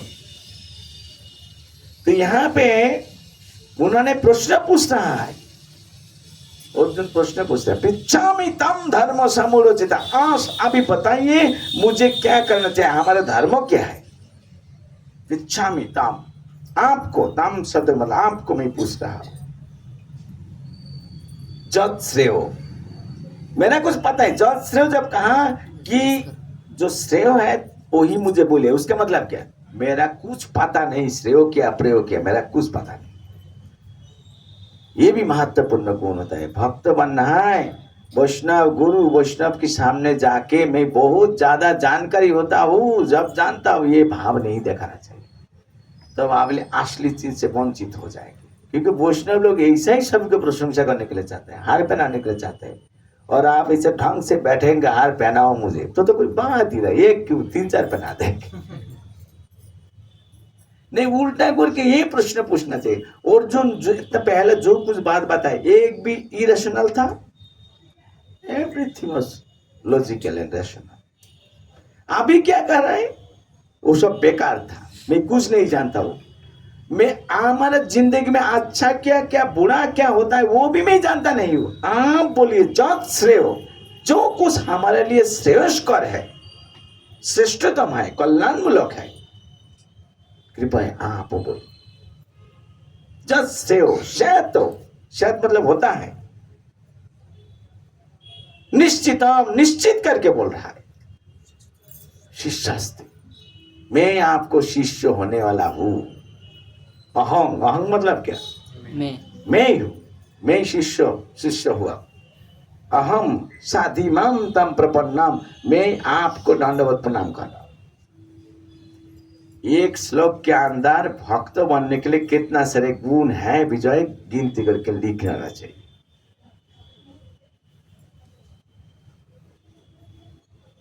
अभी अगर कहा जाता है कि आपको अंदर कुछ दोष दिखाई देता है, तो फट करके बता दे, हाँ वो बहुत दोष है, बहुत। क्योंकि अभी सुना ना रिसेंटली, अगर चुपचाप रहूंगा तो फिर उल्टा क्वेश्चन पूछेंगे, तो बोल दा बहुत हजारों दोष है। नेक्स्ट क्वेश्चन अगर पूछा जाएगा तो ठीक है, 2 एग्जाम्पल का नाम सुनाओ, तब बंद हो जाएगा मुंह। अरे ऐसा क्वेश्चन भी पूछेंगे, ये तो पता नहीं था। दोष है कि नहीं पूछा, वहां तक तो बोल दिए, फिर क्या दोष है 2 एक नाम बोलो, ये तो मैं सोचा नहीं है कि नहीं? ये तो मैं सोचा नहीं। एक बार श्रीमद भक्तिचरण स्वामी गुरु महाराज, हम जब उज्जैन नया नया गया था, आज से 15 साल पहला, मानो कि 16 साल पहला, तो सभी नया है, नया मंदिर। हम जब उज्जैन गया था तो हमारा मंदिर तो विग्रह स्थापना नहीं हुआ, ब्रह्मचर्य आश्रम में कोई नहीं गया, हम सब ब्रह्मचर्य सब उधर उधर रहते थे। गुरु महाराज स्वयं भी किसी को घर में रहते थे। ये बहुत बड़ा एक व्यक्ति है। गुरु महाराज दर्शन करके रिक्वेस्ट किया, महाराज आपका तो मंदिर बन रहा है, आप कहाँ रहेंगे, हमारे घर में कृपया रहिए। तो उसको पूरा एक फ्लोर छोड़ दिया था गुरु महाराज के लिए, तो वहाँ पे गुरु महाराज भी बाहर रहे थे। तो वो स्थिति में हम गया, डेट इंस्टॉलेशन हो गया, बहुत सारे सन्यासी गुरुदेव टेम्पल प्रेसिडेंट लोग आए थे उसके लिए उद्घाटन करने के लिए। तो हम वहाँ पे गए, तब ब्रह्मचर्य लोग भी जहाँ जहाँ बाहर था वो शिफ्ट होने लगे ब्रह्मचर्य आश्रम में। गुरु महाराज भी उनके क्वार्टर में, आप तो जानते हो उज्जैन जगह है, 3rd फ्लोर में गुरु महाराज रहते, वहाँ चला गया। तो अभी सब नया नया सभी व्यक्ति, जैसे लंदन से कोई भक्त आया मैनेजमेंट में, वो भक्ति प्रेम महाराज आए, तब गंगानारायण प्रभु, मैं ही हूँ, अनिरुद्ध प्रभु भी आया, वो पहला मायापुर था, उससे उन्होंने पुणे मंदिर में गया था, पुणे से यहाँ आए। तभी गुरु महाराज सभी को प्रवचन दे रहे हैं, मैनेजमेंट होल्डर्स को। तो पहला दिन ऐसे बुलाया तो हम सब ऐसे बैठ गया, क्योंकि हमको तो पता नहीं चला क्या गुरु महाराज क्या बोलेंगे। गुरु महाराज को देखने से डर लगते है, गुरु महाराज बहुत गंभीर कैरेक्टर है। तो यही होता है गुरु, गुरु का सामने शिष्य को ही भावना चाहिए, तभी तो गुरु नाम सार्थक है ना। गुरु मीन्स हैवी, गुरु मीन्स कोई लाइट लाइट करेक्टर नहीं है. गुरु is very heavy, heavy with his knowledge, heavy with his devotion, heavy with his sacrifice. समझे कि नहीं? इसीलिए भारी. भारी नहीं कि किसी को वेट, प्रभु जी मेरा तो 108 किलो, मैं भी बहुत भारी हूँ, ये भारी बना है. ये ना, ये हो सकता है नाप में हो, लेकिन आप बहुत लाइट पर्सन.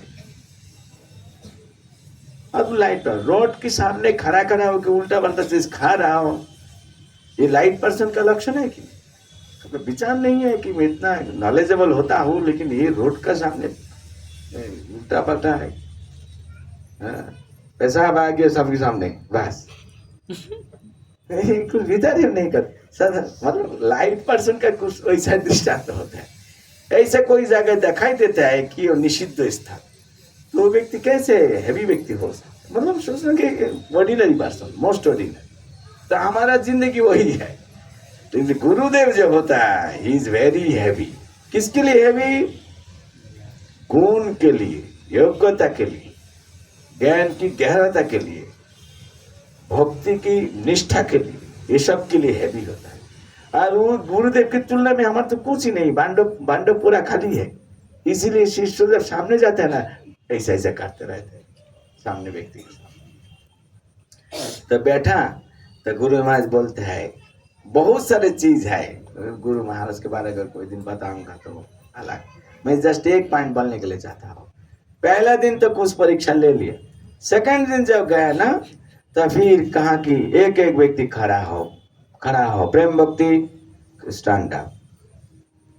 तुम स्टैंड अप हो गया. तुम्हारा क्या लगता है, तुम्हारे अंदर की कोई दोष फोष है क्या?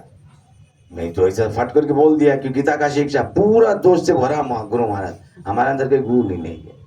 हाँ, बहुत अच्छी बात. तो 2-4 बात गुण सुना दो सभी को सामने. अभी मेरा सिर खिजली चालू हो गया, एक भी खराब. मेरे मन में विचार रहा है, गुरु महाराज मेरा नाम प्रेम भक्ति, इसको अंदर खराब गुण कैसे आ सकते? बात की बात बोल दिया बहुत है, लेकिन अभी आइडेंटिफिकेशन करके बोलना ये क्या बात है? मेरा नाम तो प्रेम भक्ति. जहाँ पे भगवान प्रेम से भरा हुआ है वहां दोष कहा? ये मन में विचार. और वास्तव में मेरे को दोष देखा ही नहीं देता है. मैं पढ़ाई लिखाई कर रहा था, सब छोड़ के डिग्री विग्री पानी में फेंक के इधर आके, तो सब गुण ही योग्यता ही है. तो मुझे बोलो सभी को क्या क्या, हमें तो 1-2 भी बोल नहीं पाया. अभी सभी व्यक्ति को सिर दर्द थोड़ा ज्यादा चालू हो गया, क्योंकि वो जानते हैं नेक्स्ट मुझे पूछेगा. तो अभी गिनती चालू कर दिया, लेकिन किसी के कोई दोष नहीं निकल पा रहा है, कोई व्यक्ति अपने आप. तो गुरु महाराज बोला, देखा यही हमारे सभी को स्थिति. भगवान की शुद्ध भक्त बनना है, अपने को दोष देखने के लिए प्रयत्न करना चाहिए. अगर आप देख नहीं पा रहा हो, गुरुदेव अगर कोई दोष आइडेंटिफाई करता है, तुम्हारा ऐसा नहीं, ऐसा चलना चाहिए.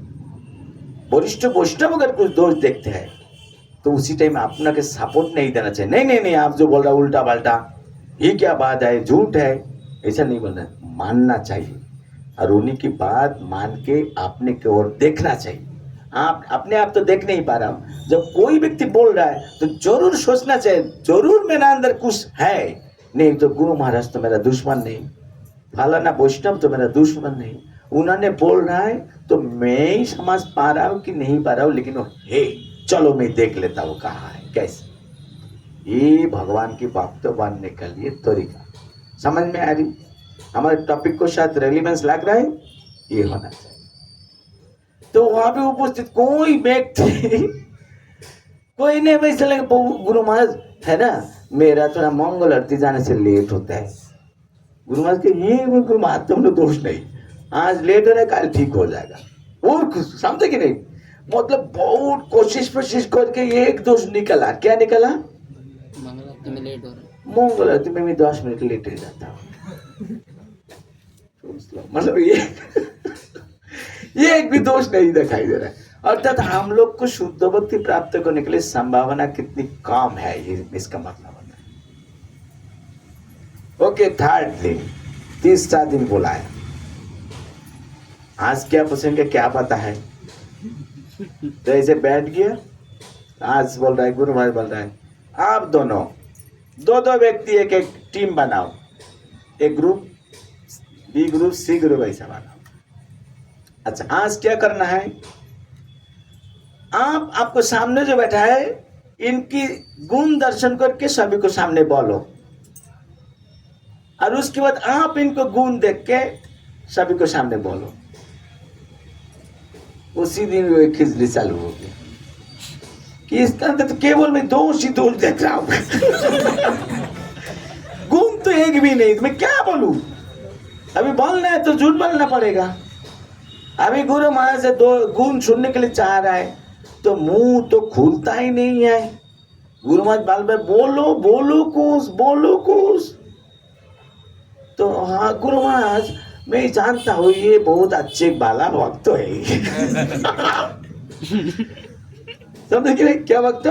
बोलो भक्त। बोले बाला भक्त किसके लिए? वो बोलो बाला भक्त, ये क्या बात है? किसके लिए तुम सोच रहे हो कि बाला भक्त? वो बोलो। वो नहीं बोल पा रहा है कोई।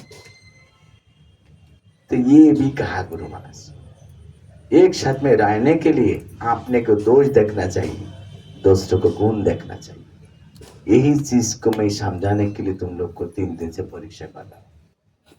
ये मैनेजमेंट करना है, भक्त लोग के साथ रहना है। तुम लोग जंगल का जोगी नहीं हो, मुनि बनने के लिए नहीं जा रहा हो कि मेरा जंगल में तुमने क्यों बैठा, उठो। एक जंगल में एक ही मुनि बैठते, ये भक्त है, साथ ही साथ रहना है, मदद करना है ये, और उसके लिए मदद करना है, एक को साथ रहना है, तो दोस्तों को प्रशंसा, आपने को दोष दर्शन, तो अभी वो व्यक्ति आपको साथ रहेंगे। आप उनको दोष देखेंगे, आपको गुण देखेंगे, एक भी एक को साथ नहीं रह पाएंगे। ये कहा, समझ में आ रही कि नहीं? तो यहाँ पे देखो, गुरु महाराज वो आचार्य है, वो भी उनके मन से कुछ परीक्षा नहीं लेते। जिसी प्रकार परीक्षा इतिहास में ऑलरेडी हो चुका, वही चीज को रिपीट करते हैं। ये होता है भगवान की शुद्ध भक्त का लक्षण, गुरुदेव तथा आचार्य का लक्षण। नहीं तो गुरु का सदगुरु नहीं होता है, वो अपने आप बनाता है, कुछ नया नया तरीका बनाता है। जो तरीका इंसान को मनोरंजन करेगा वैसा बनाते हैं। हजारों लाखों व्यक्ति को दीक्षा देके अपने को आइडेंटिटी समझाता है दुनिया को, मैं कितना बड़ा गुरु हूं, दुनिया का आधा आदमी मेरा शिष्य हो। ऐसा तो इस काम में हम ऐसा नहीं देखते। हमारे गुरुबिंद देखो, क्वालिटी चेक करेंगे, शिक्षा देंगे, उसकी बाद अगर 3-4 साल तक किसी को धीरज रहे तो दीक्षा प्राप्त हो सकती। पहला क्या? शिक्षा, चाहे कितना टाइम भी लागे, उसकी बाद दीक्षा। और दुनिया में क्या चला है? पहला दीक्षा। उसके बाद शिक्षा, आपने अपने शिक्षा ले लीजिए। ऐसा बोल देता है। तो उसमें क्या होता है, नाम से उसके विचार आते हैं। जैसा आज मैं टैक्सी लेके आ रहा था, तो ये टैक्सी ड्राइवर बोलते, यहाँ पे मेरा एक मित्र है हरे राम हरे कृष्ण करने वाला, वो उसको तो दीक्षा हो गया। कैसे? बोले हाँ, वो एक दिन भुवनेश्वर मंदिर जाके घूम के आया, सुबह गया, शाम को दीक्षा हो गया। तो स्वामी जी हम लोग को बोल रहे हैं, प्रभु जी वो तो जैसा आप लोग जैसा हो वैसा नहीं देखता हो। वो क्या है? बोल तो वो तो प्याज लहसुन बीड़ी फूड़ी सब फूक लेते। तो वो कैसे दीक्षा हो गया? तो मैं अभी कैसे उनको बोला, मैं थोड़ा घुमा के कहा, देखो वो थोड़ा प्राथमिक दीक्षा हो गया।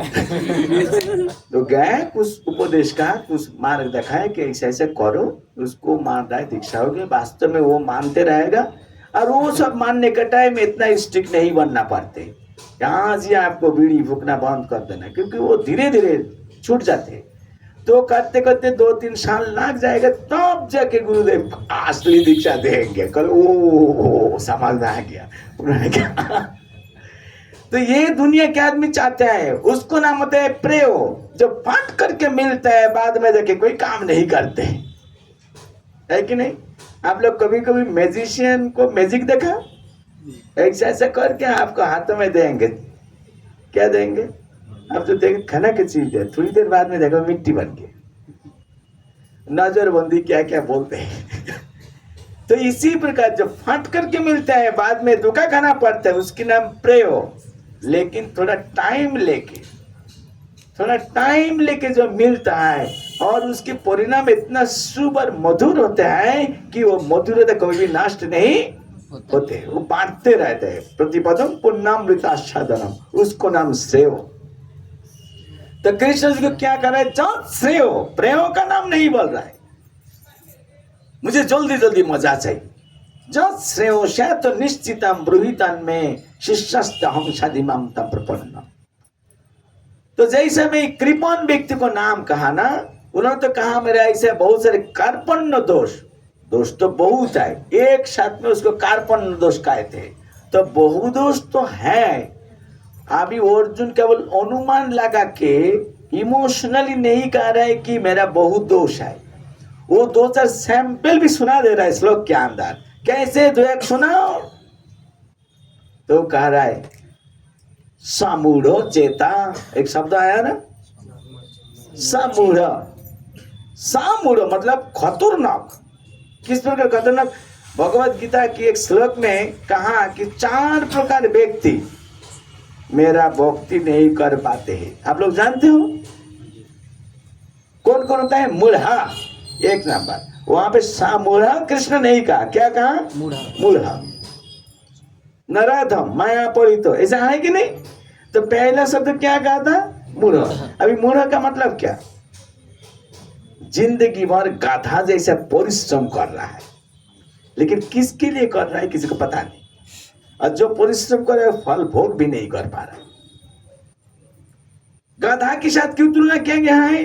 गाधा देखा कि नहीं, घोड़ा से छोटा है, दिमाग में कुछ नहीं, वो केवल खाना चाहते हैं। तो उसका मालिक बोलता है तेरा इतना भोजन में नशा है, आ तुझे मैं भोजन देता हूं। एक सफेद मूली रस्सी के साथ बांध के उसकी सामने सिर में एक लाठी के साथ लगा देते। वो सोचता हाँ खुशबू आ रहा है, मेरा मालिक कितना हमारे प्रति कृपालु है ना, आज तो मैं मूली खा के ही छोड़ूंगा। और यही सब मूली के ऊपर ध्यान लगा देता है, और पीछे ईट सीमेंट कपड़े की सब बार्डन डालते हैं, ऐसा ऐसा करते हैं, फिर भी लोड देते रहते हैं। तो फिर पीछे एक लाठी से पिटा के बोलते चल अभी वो गधा सोच रहे मुझे मालिक केवल मूली नहीं दिया, अभी खाने के लिए मुझे मदद कर रहा है, चलो आगे। अभी वो मूली और लाठी रस्सी उसको तो सिर के साथ बांधा है, वो आगे चल रहा है, उसका मतलब क्या? मूली भी हैंगिंग करते करते आगे चल रहा है। वो सोच रहे ठीक है और थोड़ा आगे बढ़ो, मूली तो मिलेगा, यही तो मूली, चलो चलो। यही करते करते 2 4 5 माइल चले जाते हैं, जहां पे वो लोड को लेना था उनको मालिक के वहां तक पर, वहां से उतार के और कोई लोड उसकी पीठ में चपा देते हैं और मूली ठीक ही रहती। ऐसा दिन में 25-30 बार गया, मूली नहीं मिला, और मूली की नशा छोड़ भी नहीं पाया। वो एक मूली की नशा से पूरा दिन भर मेहनत कर रहा है, उसको कुछ पता नहीं चल रहा है, और मेहनत का जो पैसा है वो सब मालिक भोग कर रहा है, ये तो उसको तो कुछ नहीं मिल रहा है। शाम को सनसेट का टाइम, सूरज डूबने का टाइम, उसको छोड़ दिया और मूली चिपा के खा रहा है, सोच रहा है मेरा जिंदगी सफल हो गया, सफेद मूली खाने के लिए मौका मिला। अरे मूल को तेरा मूली एक वहां पे नहीं रह के तू अगर इधर उधर जंगल भमल घूमते थे, कितना घास कितना कंदमूल खा सकते थे, पेट भर जाते थे, नहीं यही मूली मुझे चाहिए। उसी प्रकार सांसारिक थोड़ा सा सुख प्राप्त करने के लिए इंसान ऐसे गाधा जैसे परिश्रम कर रहा है, उनके लिए दिन रात कुछ मामला ही नहीं होता है। अब बड़ा बड़ा सिटी में जाइए ना, अभी थोड़ी देर बाद में प्रसाद लेके हम सो जाएंगे, क्यों? रात गहरा बनता है। लेकिन बड़े बड़े सिटी में होता है ना, वो दिन रात उन लोग को कुछ पता नहीं चलता है, रात भर गाड़ी चलता है, रात भर काम करता है कंपनी, किसके लिए? थोड़ा पैसा के लिए। और सैलरी जब आएगा 10,000 रुपया केवल देसी शराब का दुकान में देना पड़ेगा, क्योंकि पेंडिंग है, एक रात में खच्चा सब खत्म। ऐसा करके जिंदगी एंजॉय करना है। वो सोचता है कि मैं तो बहुत मजा में हूं, मैं तो मजा में हूं। ये मजा है कि सजा है? सजा। सोने के लिए मौका नहीं, खाने के लिए मौका नहीं, बीवी बच्चा के साथ बात करने के लिए टाइम लेता है, केवल सफेद मूली खाने के लिए। तो सोचता है अच्छी। वैसा व्यक्ति को कृष्ण कहा मूढ़ हो। और सोच लो अर्जुन क्या कह रहे हैं अपने को? सामूढ़, सुपरलेटिव डिग्री। मूढ़ होते है पॉजिटिव डिग्री, उससे तो 3 गुना। ये अपने को बोल रहा है। आप लोग ऐसे बोल पाओगे? मान लीजिए बासमान में कोई किसी को बैगन का खेत देखा, खेती अच्छी अच्छी लंबी लंबी काला काला बैगन, ऐसा ऐसा कर रहा है, तो 2-1 किलो तोड़ के घर में लेके गया। जो टाइम आप छोटे थे वो एक स्पॉट हो गया ना, एक अच्छी काम नहीं है, बिना बोल के कुछ भी ला वो चोरी की बराबर है। लेकिन अभी कहाँ जाए विजय, खड़ा हो जाओ, कुछ कहानी सुनाओ, आपको याद आ गया बैगन का खेती, फिर भी आप हिम्मत नहीं दिखा पा रहा हो पाएंगे कि ये बात मैं कैसे बोलूं। और अर्जुन सभी को सामने मूढ़ो नहीं, मूढ़ो, अति मूढ़ो, स्वामूढ़ो, लास्ट डिग्री के बारे बोल दिए। सभी को कोई शर्म नहीं आ रहा है। क्यों? शर्म जब तक रहेगा, जब तक आपने को आत्माभिमान रहते, अहंकार रहते, तब तक वो व्यक्ति भक्ति भाव प्राप्त नहीं कर पाते। भक्ति भाव प्राप्त करना है, सभी प्रकार बात गुणता कितना भी खतरनाक हो वो गुरुदेव को बोलना चाहिए, वैष्णव को बताना चाहिए। डॉक्टर को बस जाके आपको गोपनीय बीमारी है, शर्म का मामला है बोलने से, वो समझ के डॉक्टर को नहीं बताएंगे ना, आपको पछताना पड़ेगा। क्योंकि बीमार नहीं बताओगे क्या मेडिसिन देगा आपको। तो बीमार कितना भी खतरनाक और सीक्रेट हो, डॉक्टर को बस बताना चाहिए। इसी प्रकार हमारी जिंदगी स्थिति कितना भी हो, कुछ भी हो, वो श्री गुरुदेव को बताना चाहिए। अब बताओ कि नहीं बताओ कोई फर्क नहीं पड़ेगा, गुरुदेव को पता चलेगा। जब गुरुदेव को पता चलेगा कि इसके अंदर इस तरह नेगेटिविटी है, नहीं बोल रहा है, तो गुरुदेव आपको कभी भी विश्वास नहीं करेंगे, आपको विश्वास करके कृष्ण भक्ति नहीं दे पाएंगे, क्योंकि गुरुदेव सोचेंगे बहुत चालाक है। जब तक हमारा व्यवहार वाणी सेवा के माध्यम से गुरुदेव को हृदय को जाए कर नहीं पाते, तब तक गुरुदेव भी उनकी हृदय खुल के आपको पास कोई भी नहीं दे, आपको मुंह में नहीं बोलेगा। भगवान का एक भक्त होता है, स्कैनिंग मशीन जैसा होता है। जैसा मैं फ्लाइट से आया ना, तो मेरा जो चेक इन बैग, बड़े बैग होता है, ट्रॉली बैग, वो मुझे पहला पूछा है इसमें की बैटरी है, इसमें बोतल कुछ है? मैं ना के ना ऐसा कुछ है, सोच लो इसको हम मान।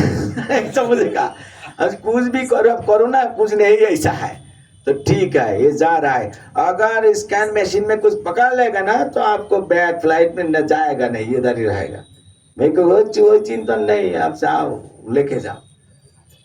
तो जो चीज बाहर से दिखाई नहीं देता है, स्कैनिंग मशीन से पता चलता है, राइट और रॉन्ग। इसी प्रकार हमारा हृदय में क्या चल रहा है, वो मशीन से भी पावरफुल मशीन होता है भगवान की शुद्ध भक्त। उनके सामने जाने के साथ साथ वो आपके अंदर तक बाहर तक सब कुछ देख लेते हैं, लेकिन बोलते नहीं है। क्यों? वो आपके अंदर कितना सरलता है वो देखने के लिए चाहते हैं। सरल हो तो आपने आप स्वीकार करके बोल देंगे, वो ही गुरुदेव देखने के लिए चाहते हैं। नहीं बोलेंगे, उनको तो पता चलेगा। तो फिर every action has it equal and opposite. आप जैसा आचरण किया वैसा ही। भी गुरुदेव चुभा, बहुत अच्छी बात, तो लेकिन अंदर का सामान आपको नहीं देगा। शुद्ध भक्ति प्राप्त करना बहुत डिफिकल्ट हो जाती है, समझे कि नहीं?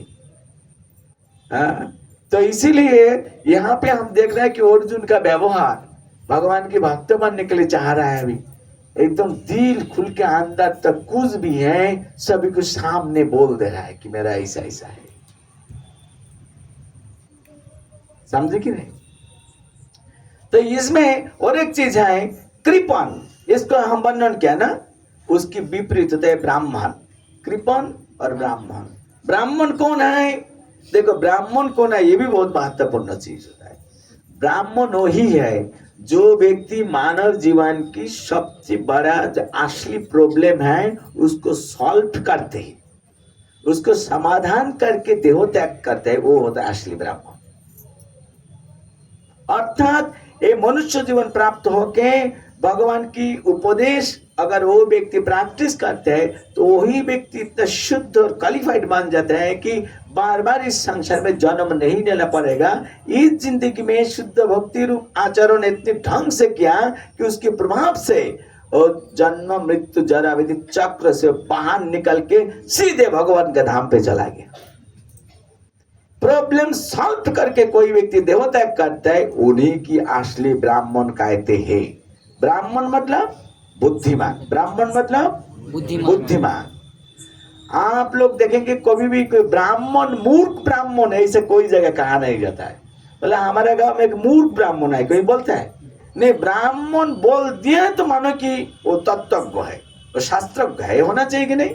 तो शास्त्रज्ञ है, उसका प्रमाण क्या होता है? जिंदगी का असली प्रॉब्लम क्या है आइडेंटिफाई करो और उसके लिए सॉल्यूशन के लिए कुछ करो। जो व्यक्ति करते हैं वही होता है असली ब्राह्मण, ये शास्त्र का सिद्धांत। और जो नहीं करते हैं उसके विपरीत कृपण शुद्राधम ये उनकी अवस्था। समझ में आ रही? क्वालिटी होगा तो उसी प्रकार नाम होगा। तो इसी प्रकार ब्राह्मण हम सब बन सकते कि नहीं? बोलो प्रभु, बोल सकते? बोल सकते। अरे ही करना चाहिए, तब जाके आपको मानव जीवन सार्थक बनेगा। भगवान के शुद्ध भक्त हो जाएंगे तो उनको स्थिति कहां है अब कल्पना भी नहीं कर सकते, कल्पना भी नहीं कर सकते। जैसे देखो इस संसार में जो सुबह हम चर्चा किया था 4 वर्ण है, सबसे ऊंचा वर्ण कौन है? ब्राह्मण। यहाँ पे ये शूद्र फलाना फलाना ब्राह्मण ऊपर है। और आध्यात्मिक जगत में क्या है जानते हो? सबसे नीचू व्यक्ति का स्टेटस सबसे ऊंचा, जो सबसे आपने को हीरो मानते हैं भगवान के आंखों में वो सबसे बड़ा। ये चीज भगवान जानते हैं कृष्ण, इसलिए महाप्रभु आके हम लोग को कहा रुको इधर आओ, मालिक बनने के लिए प्रयत्न मत करो, क्या बनो? दास। ये बहुत अंदर की बात मैं आप लोग को बोल रहा हूं। भगवान क्यों ऐसा नहीं कह रहा है कि तुमको मैं एकदम ब्राह्मण श्रेष्ठ बना देता हूं? उन्होंने क्या कहा? ऐसा माइक लगा के सभी को सामने कहा हाँ आप लोगों को परिचय है कृष्ण जी की नित्य दास है। प्रवचन दिया। महाप्रभु थोड़ी देर बाद में प्रवचन बंद करके घर के अंदर गया। जगत गुरु बहू को भेजाया, प्रकाश विजय रौनक को बुलाओ। सभी व्यक्ति बैठा है, ये तीनों को महाप्रभु बुलाया। क्यों? कि प्रवचन के समय महाप्रभु ध्यान दे रहा था कौन कौन ज्यादा मन संजग करके मेरा लेक्चर सुन रहा है, तो उनको महाप्रभु स्पेशल मान लिया। इधर उधर नहीं देख रहा है, मन भी नहीं भटक रहा है, ध्यान पूर्वक सुन रहा है। जिसको जिसको महाप्रभु ऐसा देखते हैं उन लोग को स्पेशल लेक्चर देते हैं अंदर। कौन सा लेक्चर सुनने के लिए कौन कौन चाहते हो हाथ उठाओ। हाँ, अंदर बुला के बताएगा।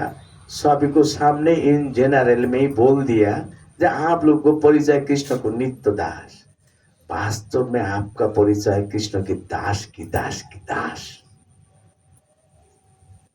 समझे कि नहीं? ये होता है अंदर की बात। स्पेशल डिवोटी को हृदय में भगवान यही दिव्य ज्ञान प्रदान करता है। आप दास भी नहीं, दास की दास गोपीर भट्ट पद कमलेर दास और दासानुदास। गौरांग महाप्रभु के फेमस श्लोक है, न हंग विप्र न च नरपति न विवैश्य न शूद्र न हंग वर्णी न च गृहपति न वनस्थ ज्योतिर्वा किंतु प्रत्यम निखिल परमानंद पूर्ण मितावधे गोपीर भट्ट पद कमलेर दास दशानुदास। ये होता है अंदाज जाके लिख सकते हैं, समझे कि नहीं? हमारी दुनिया में तो हम सब मालिक बन के बैठा है, तो बस तो यहां पे जो आपने के बड़े मानते हैं, मालिक मानते हैं, सुनिए, तो उधर में जाएगा भगवत धाम और भौतिक संसार के बीच में बहुत बड़ा एक नदी है। वो इतना बड़ा नदी है, नदी नहीं बोल के उसको समुद्र कहता है, जिसको नाम कारण समुद्र, कोजल ओशन। उसको इस पार भौतिक जगत, उस पार आध्यात्मिक जगत, आध्यात्मिक जगत के सीमाना वो नदी के उस पार से चालू होते हैं।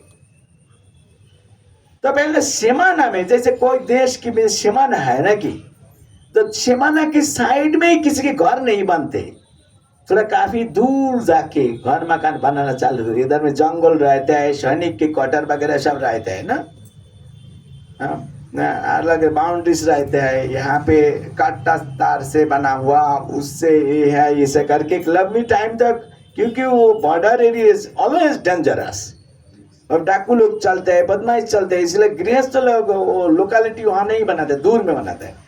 आध्यात्मिक संगठन में भी एकदम सीमाना से ही भगवत धाम चालू नहीं हुआ। जब भी आध्यात्मिक जगत है वहां पे क्या है, केवल लाइट और लाइट, कुछ नहीं देखेंगे, केवल लाइट देखेंगे, फकाफक ब्राइट लाइट। उसको ब्रह्म ज्योति कहता है। क्या बोलता है? ब्रह्म ज्योति। उसके बाद जाके महेश धाम, शिव जी के धाम उधर में, जो सदा शिव उधर रहते, उसके बाद से भगवत धाम चालू हुआ, मतलब वैकुंठ। वैकुंठ की सीमाना के ऊपर होता है अयोध्या, अयोध्या का सीमाना के ऊपर होता है द्वारका, द्वारका के ऊपर होता है मथुरा, मथुरा के ऊपर होता है वृंदावन। समझने के लिए कोशिश कीजिए। इस संसार में जो व्यक्ति आपने के बड़े मानते हैं, उस संसार में जो मैं जो फ्लोर बताया वो सबसे नीचे जाएगा। यहाँ की ऊंचा वो जाएगा नीचे, तो यहाँ पे जो ऊंचा मानता है वो कहाँ जाएगा? ब्रह्म ज्योति में। और ब्रह्म ज्योति में जाना और जेल खाना में जाना, वो उससे आते वो दिख है। वो वर्णन में बाद में दूंगा, लंबी हो जाएगा। ये सब अच्छी ढंग से कृष्ण भक्त बनना, अच्छी ढंग से सब सीखना चाहिए। निर्णय करने के लिए सिद्धांत बहुत स्पष्ट करना चाहिए, नहीं तो निर्णय ठीक नहीं होता है, कंफ्यूज हो क्या करना, कहाँ जाना, तभी काम भी ऐसा होता है। इसलिए कृष्ण भक्त को पंडित होना चाहिए। गौरांग महाप्रभु दिखाया कितने बड़े 10 साल में ऐसा बड़ा पंडित बन के दिखाया कि दुनिया में कोई बड़े पंडित उनको सामने टिक नहीं पाया। बाद में जाके वही सब पंडित तो बिल्कुल कोई लक्षण नहीं होता है, जहां जाते हैं हाथ जोड़कर उनको सेवा करने के लिए जाते हैं। अर्थात ज्ञान रहना चाहिए, लेकिन ज्ञान द्वारा प्रभावित नहीं होना चाहिए। ज्ञान की सफलता तब होता है जो तब उसके अंदर भक्ति भाव दिखाई देते। तो महाप्रभु उनकी जिंदगी से पूरा दिखाया, क्योंकि आचार्य के रूप से आए। इसी प्रकार हमारे हर एक भक्त को अच्छी ढंग से शास्त्र ज्ञान प्राप्त करना चाहिए, भगवान के भक्त लोग से सिद्धांत श्रवण करना चाहिए, प्रश्न पूछ के क्लियर करना चाहिए। तो यहाँ की जो सबसे बड़ा व्यक्ति उधर में सबसे नीच तला में रहेगा, और यहाँ की सबसे जो छोटा व्यक्ति, कौन छोटा है? कौन छोटा है? तुम कौन हो इसलिए छोटा मानते हो? परिचय क्या? दासानुदास। तो वहां की सबसे ऊंचा स्थान क्या? गोलक वृंदावन। वो ही स्थान मिलेगा। आप ही देखो, मालिक बनोगे कि दास बनोगे कि दासानुदास बनोगे? दास बनेगा। तो वास्तव में इस संसार में सबसे सम्मानित व्यक्ति, सबसे भगवान का नजदीक और प्रिय व्यक्ति कौन है? जो आपने को दिल से दास मान, ये केवल मुंह से नहीं, बहुआ मैं एक नंबर दासानुदास। अच्छी बात है, झाड़ू लेकर थोड़ा झाड़ू लगा प्रभु जी, और कोई आदमी नहीं है, मुझे ही बोलते हो रोज। ये क्या बात है? एक दिन तो मुझे हार पहना के क्लास देने के लिए नहीं कहा, रोज बोलते हो झाड़ू लगा, बाथरूम सफाई करो। क्यों? थोड़ी देर पहला जब आपसे कहा दाशानुदास, वो तो बात की बात। ये तो नहीं था, उसका मतलब क्यों? तो बोला है दिल से नहीं, मुंह से, तभी ये भी नहीं चलेगा। Genuinely from your core of your heart, you must be convinced yourself that I am the most insignificant servant of the servant of the servant of the servant. Hare Krishna, Krishna Krishna, Hare Hare, Hare Ram, Ram Ram, Hare। Srila Prabhupada की जय। गौर पे वंदे। कथा की बात कथा आ जाते, इतना लंबी टाइम हो गया, मैं ध्यान नहीं दे, सॉरी। अभी कोई प्रश्न उत्तर नहीं है, रहेगा तो बाद में। अभी सब खड़ा हो जाओ, नित्य कीर्तन करो। क्या प्रश्न पूछना? एक अनाउंसमेंट है। ओ यस, हो जाएगी।